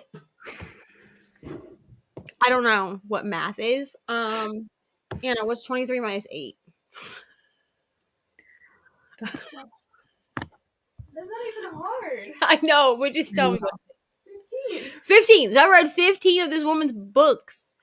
Very good. Mean, some of them, I've only given 1 2 stars, and that was Never Never. Yeah. I would never suggest that book. I mean, read it if you want, but like, yeah, I had so much hope for it, but I think I don't like. I don't want to read Taryn Fisher now at all. Like, because it's a collab with her and Taryn Fisher. And Taryn Fisher wrote the female role, and Colleen Hoover wrote the male character. Oh, okay. And I had so much hope for this because it was like an amnesia romance. I was like, this could be so good. And it was confusing and it was terrible. And it was I don't even understand what's going on. Like I literally wasted 3 Audible credits so I could get the audiobook. Not worth it. Well, originally it was broken into 3 parts. Oh, that's so annoying. At the beginning of the year, they bound it all together. So, like, it's right here. I don't know if you can see that. It's right there. They bound it all together. So I pre-ordered the bound together copy because I was like, well, might as well get it this way instead of buying it through Kindle as 3 parts. But the audiobook wasn't redone. The audiobook is still 3 parts, and you can only get it through Audible. Yeah. That sucks. It's not even that big, it looks like. It's not. It's like...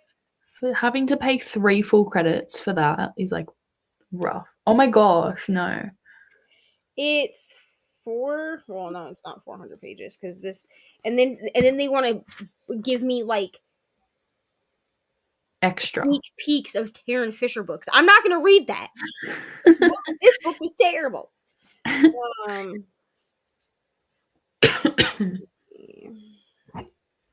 And they give you like a bunch of like extra shit, like a free bonus feature, the astrological profile of Charlie Winwood and Silas Nash. Did I read this? No, because I just didn't care by the end. It's 358 pages. I tabbed one thing in this entire book that says, trust your gut, not your heart, because it's a people pleaser, and not your brain, because it relies too heavily on logic. And at one point, when I read this book, I was like, I could get that as a tattoo. But do I want never tattooed on me forever? No, I do not. I don't even mean to. But it's not even like a big book. But even in the book, they break it into 3 parts. So, like, this is part 1. And then they give you part 2. Yeah. And then they give you part 3 somewhere. But definitely you had to buy the 3 parts separately from Audible because they didn't redo the audiobook. And I was like, okay, cool, because I thought I would like this book, you know, at least a 4-star. And then I got to the end, and the end was so unsatisfying that I was like, this is a 2-star book. And Ari was very upset with me because this is in I think the only one, but the very first Ari Picks My Reads vlog, this was it. She picked like the cover. And then I was like, I'm sorry, dude, it's 2 stars. And she was like, I wanted you to love it. And I was like, I wanted to love it too. I really did. You tried your best. And I was like, sometimes mommy picks books that she doesn't like too. And she was like, you have to like every book I pick. And I was like, I'm sorry, dude. Then she told me she was going to write a letter to Colleen Hoover. And I was like, we're not going to. Who doesn't care what we think? She's probably getting lots of letters, regardless. Erin says, can't believe you guys are still online. And she finished 2 books today. Very good. Yay! We love to hear it. I finished no books today, so. Same. Trying to figure out what you should read next. You should give us some options so we can help you. Or be like me and read 6 books at once. I'm just kidding. I'm really only reading 3 books. But I found a new app by accident, like for tracking books. And they give you like a month view of like when you started books. Like you can set it so it'll show you, like it'll put the book covers on the day of the month. Oh, okay. I'm not gonna lie to you. I deleted like 4 books because at one point I was reading like 6 books. It's only like the third of the month, and I'm over here like already reading like 6 books at a time. And I was like, "Girl, you've got to calm down." So I was like, "You can have 1 audiobook, and I'm gonna allow myself 2 Kindle books only because I'm only reading on my Kindle." Yeah. So I have. Well, I'm gonna start the whatever that series is that I'm supposed to be reading with Brittany and Nicole that I can't think of right now. It's not Magnolia Parks. It's I don't remember. My phone's over there. But I'm gonna start the second book for that. Yeah. That Nell was talking about earlier. Oh, So I'm yeah. gonna start that when I'm at work. And then I have the final offer. Yeah. But then I also haven't started a gay book for the month. And like I read gay all year, but like I really try to prioritize like gay books during the month of June. You know what I'm saying? Yeah. Because I'm gay. A little bit. I'm half gay. So I'm gonna start this one that's called Shake Things Up. I don't know. I found it on Instagram. I think somebody shared it on Instagram, and it's on Kindle Unlimited. Okay. It's book 2 of a 3-book series, but they're all standalones. This one is like a polyamorous one. And then they also have one, I think they have one that's same-sex couple, and then the other one is it's like a hetero fronting couple. So it's like a male and a female, but they are not straight. Yeah, okay. You see what I'm saying? So they're like het presenting, but they're not. Yeah. Like behind closed doors there. I would just jump. I really need more like good polyamorous rep. And Pucking Around had really good polyamorous rep. Like it was really good. So I'm hoping that this one also has good polyamorous rep because we don't really have a lot of that. Yeah. We have a lot of why choose, but that's not the same thing. Yeah. So Erin said she's got Book of Night, Poster Girl, or Beasts of Prey. Okay, I'm gonna say throw away Book of Night. I don't know anything about Poster Girl at all, but Beasts of Prey is also on my TBR, so that's the one I vote for. Book of Night, though, Poster Girl. To be honest, I would just call that one a wash. I tried to read that one twice. I tried to read it once last year, and then at the beginning of the year, I did someone picks my books, and that person picked Book of Night, and I ended up going to them after reading the first like 2 chapters, and I was like, "Can I please DNF this? Because it's terrible. It's not a good book." And they were like, "Why? What's your issue?" So my issue with Book of Night is it's supposed to be an adult debut novel. I believe the main character is like 30 years old or something. Oh, okay. And she acts like she's 13. And like she has like a sibling rivalry thing going on with her sister, and like why? Like you're both like fully grown, developed adults. Yeah. I don't understand. But like if you want to try it, I say try it, you know what I mean? Because I even went into it understanding that a lot of people thought that it was very YA, and I just couldn't get over the fact that like these were 2 grown adults acting like literal children. But I do want to read her Cruel Prince series. Yeah. I do like YA fantasy. I just need it to actually be YA and not supposed to be adult but reads YA. Like I don't love that. Yeah. Beasts of Prey looks good. It has really good reviews as well. But I feel like a lot of people don't like Book of Night.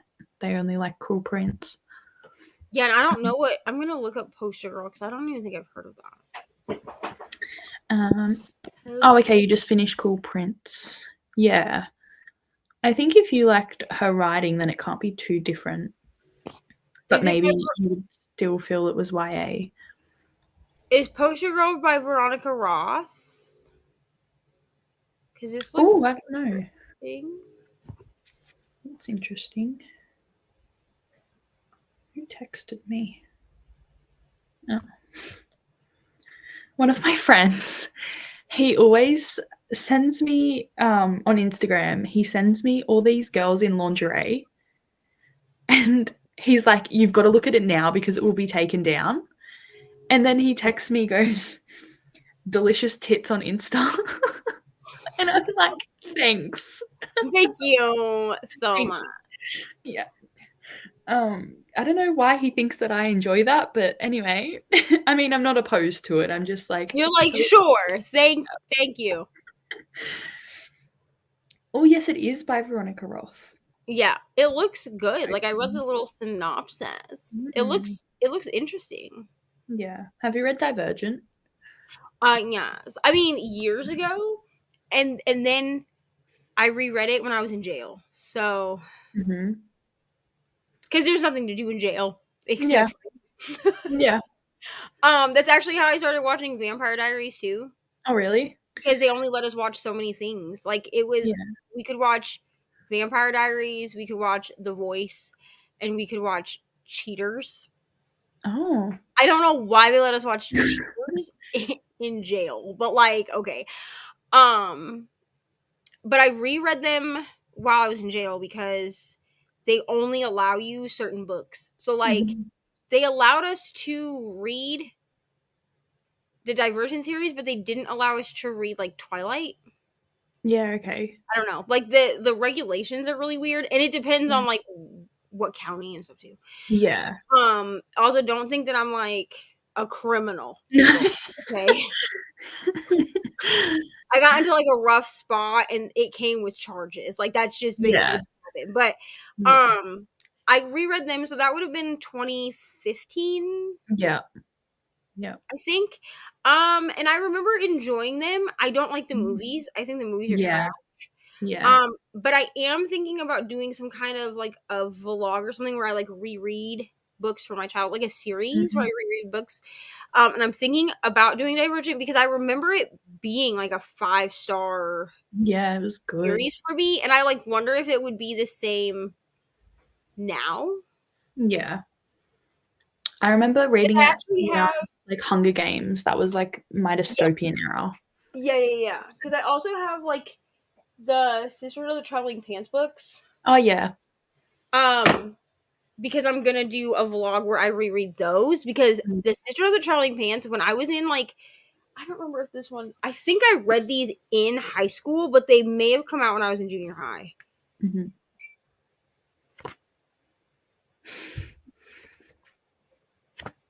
Anna, this book is as old as Erwin. Yeah. I want to throw up. Anyway, so the first one was written in 2001. So I was 9 years old when this book came out. Yeah. But I remember reading it in like junior high. Yeah. So I probably read it in like 7th or 8th grade. And I got these, the first 3 books were at a library sale that I went to with Rainy when I was with her. Anyway, and I picked them up because they had the first 3 and I have all of them on my Kindle. Yeah. But I would like to actually annotate these copies because I think that would be cool. Yeah. But like the Sisters of the Traveling Pants books were my entire identity in junior high and high school. Like, I was my sister's like, she was because I was like convinced that I was going to find magical pants. And then when they came out with the movies, like I made my mom buy the movies. And that was like back in the day when you like pirated things. Yeah. So my dad just pirated the movies. But I would like, and then he like burned them onto like, DVDs. And then I think I killed the DVDs watching them so many times. But like, I just remember like the prospect of having a pair of pants that fit you and all of your friends. Yeah. Was like a thing. Plus 2001, so this was like the same era as like Gilmore Girls. Yeah, true. So like Alexis Bledel was in, she played Lena in this Sisters of the Traveling Pants. So I was like, oh my god, it's wrong type thing. And then like that was also my introduction to like America Ferrera and Blake Lively. Actually, also to Amber, whatever her name is, the one that played the 4th girl that played Tabby. Like, and like it started my love for America Ferrera and Blake Lively because that was, from what I remember, that was like really my first introduction to them. Except that America Ferrera was also in Gotta Kick It Up, I think, but she was in like a Disney Channel original movie in the early 2000s too.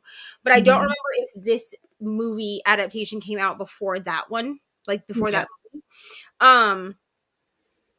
So I want to like reread these and just see if like the nostalgia is still there. Because I just remember like these books made me laugh and cry and like feel things. Mm-hmm. I think I'm gonna make it like a series on my channel. Yeah, that sounds good. Just because then I have like an excuse to reread things, because I feel like sometimes I reread things and then I'm not actually I'm not making content from reading, and then I'm like, what was the point in doing that? Like, you know? Yeah.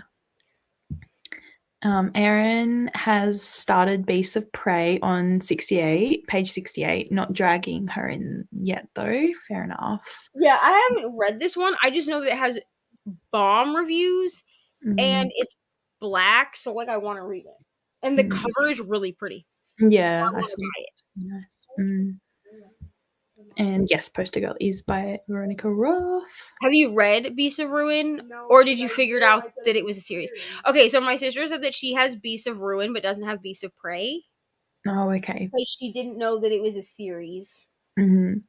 Which I feel like, depending on where you're buying books from, it can be confusing. Because, like, somebody messaged me the other day asking if House of Sky and Breath was the first Crescent City book, because their Target only had this one. Yeah. And the Target that I got this from is not my home Target. It's when we were in Iowa, I got this. But if I hadn't known that this was not the first book, I would have assumed it was, because Target only had this one. Yeah. Yeah, I feel like they do that with a lot of books. This is the second one. Yeah, I did that with Yeah. I had to go and buy the Gilded ones off of thrift books because. And then this series up here, I didn't realize that I needed the Shadow and Bone trilogy first, so I only bought Six of Crows and King of Scars, and then we had to go back to Target so I could get. I ended up getting Shadow and Bone, the first one. Like, I got all of these here, not realizing that Shadow and Bone was actually the first one, because it was like at Target but in a different section. Yeah. So I had to go. I knew it was a series when I got it. So when we went to, where did we go? Half Price Books. Mm-hmm. When we went to Half Price Books, I grabbed a copy of Shadow and Bone from there. Yeah, they're not very good at like advertising what is actually in the series, I feel like. Yeah, especially back, like having 1, 2, 3 on the covers. Yeah. Anna said that they need to go back to having. Well, so these ones, in their defense, these ones do. But the Grishaverse series, I feel like, is confusing because they're technically separate series. So, like, Shadow and Bone is a trilogy, Six of Crows is a duology, and then you have King of Scars. Yeah. So if you don't know the order that you're supposed to read them in, you know what I mean? Because I know people that only read Six of Crows but didn't read the Shadow and Bone series at all. But I was like, I might as well read all of them. Yeah. Yeah. Alicia said the amount of books I've bought before and gotten home to realize that there are books that come before it. Yes. Yeah, my sister said the only ones that she's bought that she knew off the gate was like more than one book was Legendborn. Yeah. But I believe that she got both copies, like Legendborn and Bloodmark. She got them through Book of the Month. Mm-hmm. I've gotten at least 6 series that I didn't realize. Just bought like a random book. Yeah. And I'm not, to be honest, like this one, which I need to read this. Look how floppy this book is. This one, I had to look on Amazon to figure out which one was the first one because I didn't know. Yeah. I feel like even Googling doesn't like tell you properly. Like they're not very clear. But I have to go like to Amazon. Yeah. And look it up, or I will not know. Yeah, Alicia said forever Amazon or Good Reading Books to check if they are a series, and if so, what number. Yeah. Definitely.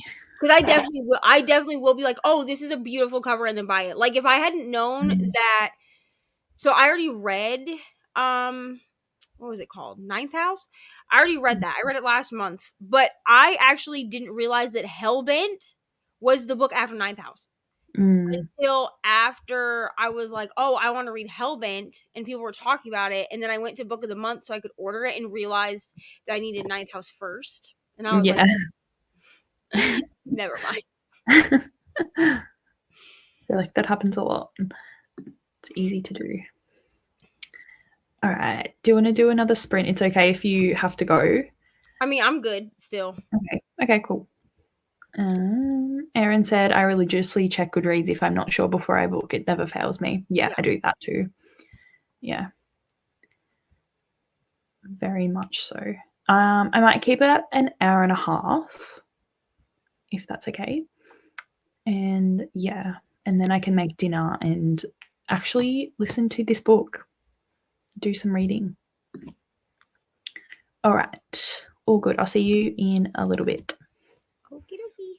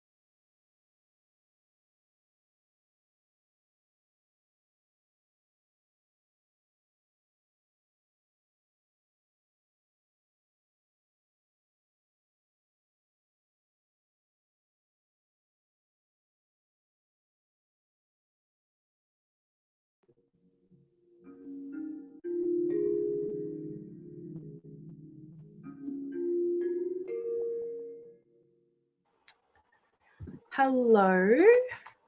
I don't know if anyone's here. I don't know. It might just be people's watching it on there, like not actually watching it. They've just got it on in the background. But that's okay. Hello. Hello. What have you been up to?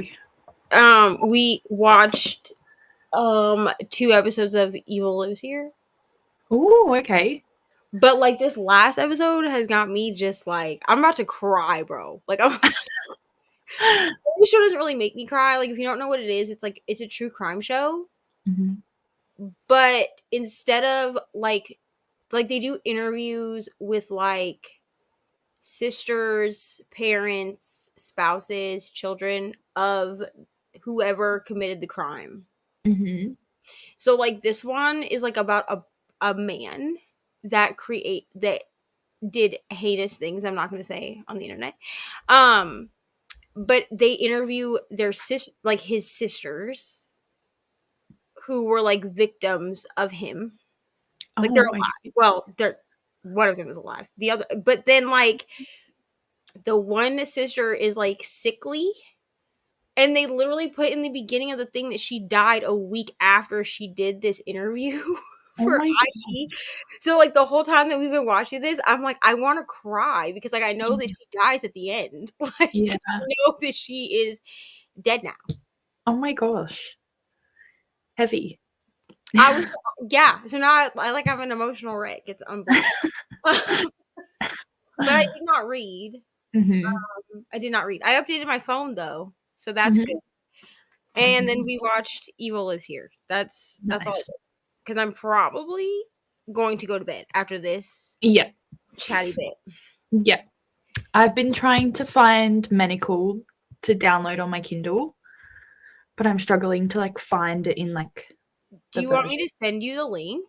Yeah, please. Okay, I'll send you. Hold on, let me get my phone. I'll send it right now so I don't forget. Thank you. Because what I did, I'll even send you. I'll also send you like the link to the video that I watched. Oh yeah, okay. Because she literally linked. I'm pretty sure if she didn't link all of them that she talks about, she linked most of them in the description bar because it's a little rough. Yeah. Navigating Archive of Our Own. It's a little bit rough to navigate it. Even if you know like the title and the author of what you're trying to find. Yeah. Okay. It's rough, bro. It's rough. So hold on, and I will send you the actual video that I watched. Okay, cool. I'm just interested to know like what happens to Ron in all of these scenarios. So the one that I'm reading, which is called Measure of a Man, and I'm actually enjoying it. It's not super. I mean, I think it gets heavier, but it's not like super heavy like in the beginning. Mm-hmm. He's mentioned, and I think that he's like Hermione's ex. Yeah, but okay. They're all still friends because at least in that one, Harry and Ginny are still married and have kids. Yeah. And they all like talk about each other and everything like that. Yeah. Okay. So I think most of the time, at least in like some of the fan fiction that I've read, if it's Draco Hermione fan fiction, which is personally what I prefer to read if I'm going to read Harry Potter fan fiction. Yeah. Usually there's some dynamic there where either Hermione and Ron are they're always no longer together. Yeah. But either it's like Ron cheats on Hermione, because I've read that before, where like Ron cheated on Hermione with like a supermodel, and I'm like, how did Ron pull a supermodel? Yeah. I don't think so, but that's fine. That's fine. Or it's like that, or it's like Hermione and Ron like break up for whatever reason and they stay friends, so they're also like a friendship unit. Yeah. Or Hermione and Ron break up, but Harry and Ron stay friends, because like there's no way to like get rid of Ron. Yeah. Because he's Ginny's brother? Yeah, true. You know what I mean? Because I know in Manacled, like the blurb says that Harry is dead and like the events take after like Voldemort won the war and everything. So I'm really cool. I'm like, it sounds cool to like have an extension of plot. Like it's not just about them. Like it's a whole different story. Right. And it seems to be written really well. So I'm keen for that. Erin said she read 4 chapters, made it to chapter 9, page 127 of Beasts of Prey. Still not gripping me like I'd hoped it would. That's annoying. That far in, you'd think it would be gripping you. Hopefully soon, or maybe you'll have to like put it down. Maybe you're not in the mood to read it. Is that one fantasy? Which one? Beasts of Prey? Yeah. Anna, is Beasts of Prey, would you categorize that as fantasy? I think it is. Okay. My sister hasn't read it, but she has the second book. Yeah. So I think it is categorized as black fantasy. Okay. But also, I tend to categorize everything written by a black person as some genre of black horror. Mm-hmm. Usually. Because usually there is some, I mean, unless it's like a straight, like smutty romance or something. But like Legendborn, I tell people that the Legendborn cycle is fantasy because it is, but it's also black horror. Mm-hmm. It's black horror fantasy because in all reality, to me, anything that a marginalized person writes is gonna have some horrific shit in it. Yeah. Yeah. And they talk heavy in Legendborn about there's like a whole section here that I highlighted where she talks about hearing stories from uncles, cousins, and her dad about like being black and dealing with police. Like there's heavy content in here. Like second book gets heavier. I know, because the second book made Sam cry. So great. Excited for that. I'm definitely gonna cry. Because he actually got mad at me when he read the second book. He called me at work. Well, he called me while he was at work, and he was like, "You didn't tell me this book was gonna make me cry." And I was like, "I haven't read Bloodmarked. How would I know?" Duh. Erin says she's been picking it up and putting it down for close to a couple of weeks. Yeah, maybe it's just not for you then. Yeah, or maybe stop for now. This is what I do. If I know that I'm going to want to read something, but I'm just not in the mood right now, I will just say that it's a soft DNF. Yeah. I will even put it in a wrap up as a soft DNF. And I actually have a hold on, I'm getting you the link, sorry. I actually have like an entire list of books that I have soft DNF'd for that very reason. Yeah. Because just because I don't like, or just because I'm not vibing with a book right at that moment doesn't mean that I won't come back to it at some point. Okay, so I sent you the thing to the video. Okay. And then I also send you the link straight to Manacled. Okay, thank you. She does have them listed in that video in the description. So if there's other, like if you watch the video and there's other ones you want to read, they're all linked in there. And I think that's where I got all 8. Hold on, and I'll tell you which ones of these I downloaded. Okay, so I know I did download Manacled. I might have downloaded all these. 2, 4, 6. Oh, I did not download all of these. There's like 12. I know I got Manacled. I got All the Wrong Things. I got The Auction. I got Don't Take This Sinner. Measure of a Man. I think the Gloriana set I got, and I think I got Draco Malfoy and the Mortifying Ordeal of Being in Love. Okay. But basically what I did was I just like watched her video and listened to her talk about each book, because she doesn't really give spoilers. Yeah. She just says what each one is about so that you can know if you want to read it or not. And then I just downloaded the ones that I thought were great. Yeah, okay, cool. Okay. Awesome. And they can go on your Kindle? Yeah. So Yeah, she also tells you in the video how to send them to your Kindle. So if you ever use like Z Library before, like before that was gone, it's very much the same process. You're going to email the file to yourself and then forward the file from your email to your Kindle email, and it will upload that way. I think there's a way you can drag and drop. I don't do all that. Yeah. I just send it to my email. Make sure that your whatever email you send it to is like that you've approved it to send stuff to Kindle. But that's how I send files. Is I just do it. I just send it to my email and then forward it from my email to my Kindle. Yeah. And I usually do that with ARCs and stuff. And some of them have artwork. So the ones that have artwork, you will be able to see whatever artwork. Okay, cool. I don't remember.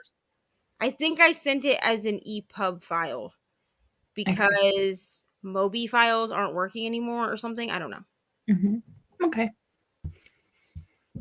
Thanks for that. Anyway, I'm gonna hop off. Bye, Erin. Thanks for joining us for such a long time. I feel like she's been here like the whole time.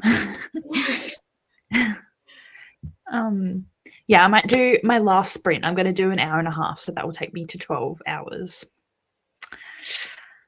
Yes, it's been a good day. I didn't really get much accomplished, but it was fun. I mean, honestly, me either. But Brittany and I did like behind the scenes sprints yesterday. Yeah, where it was like just me and her.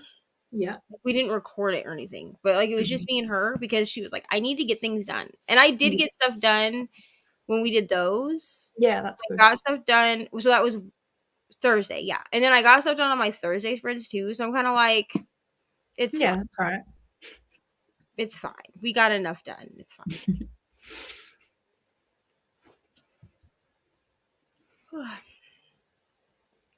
All right. Well, I'll let you go to bed. Yes. Thank you for joining me. It was very fun. No problem. Thank you for having me. That's okay. Bye. Bye. Okay, it's just me.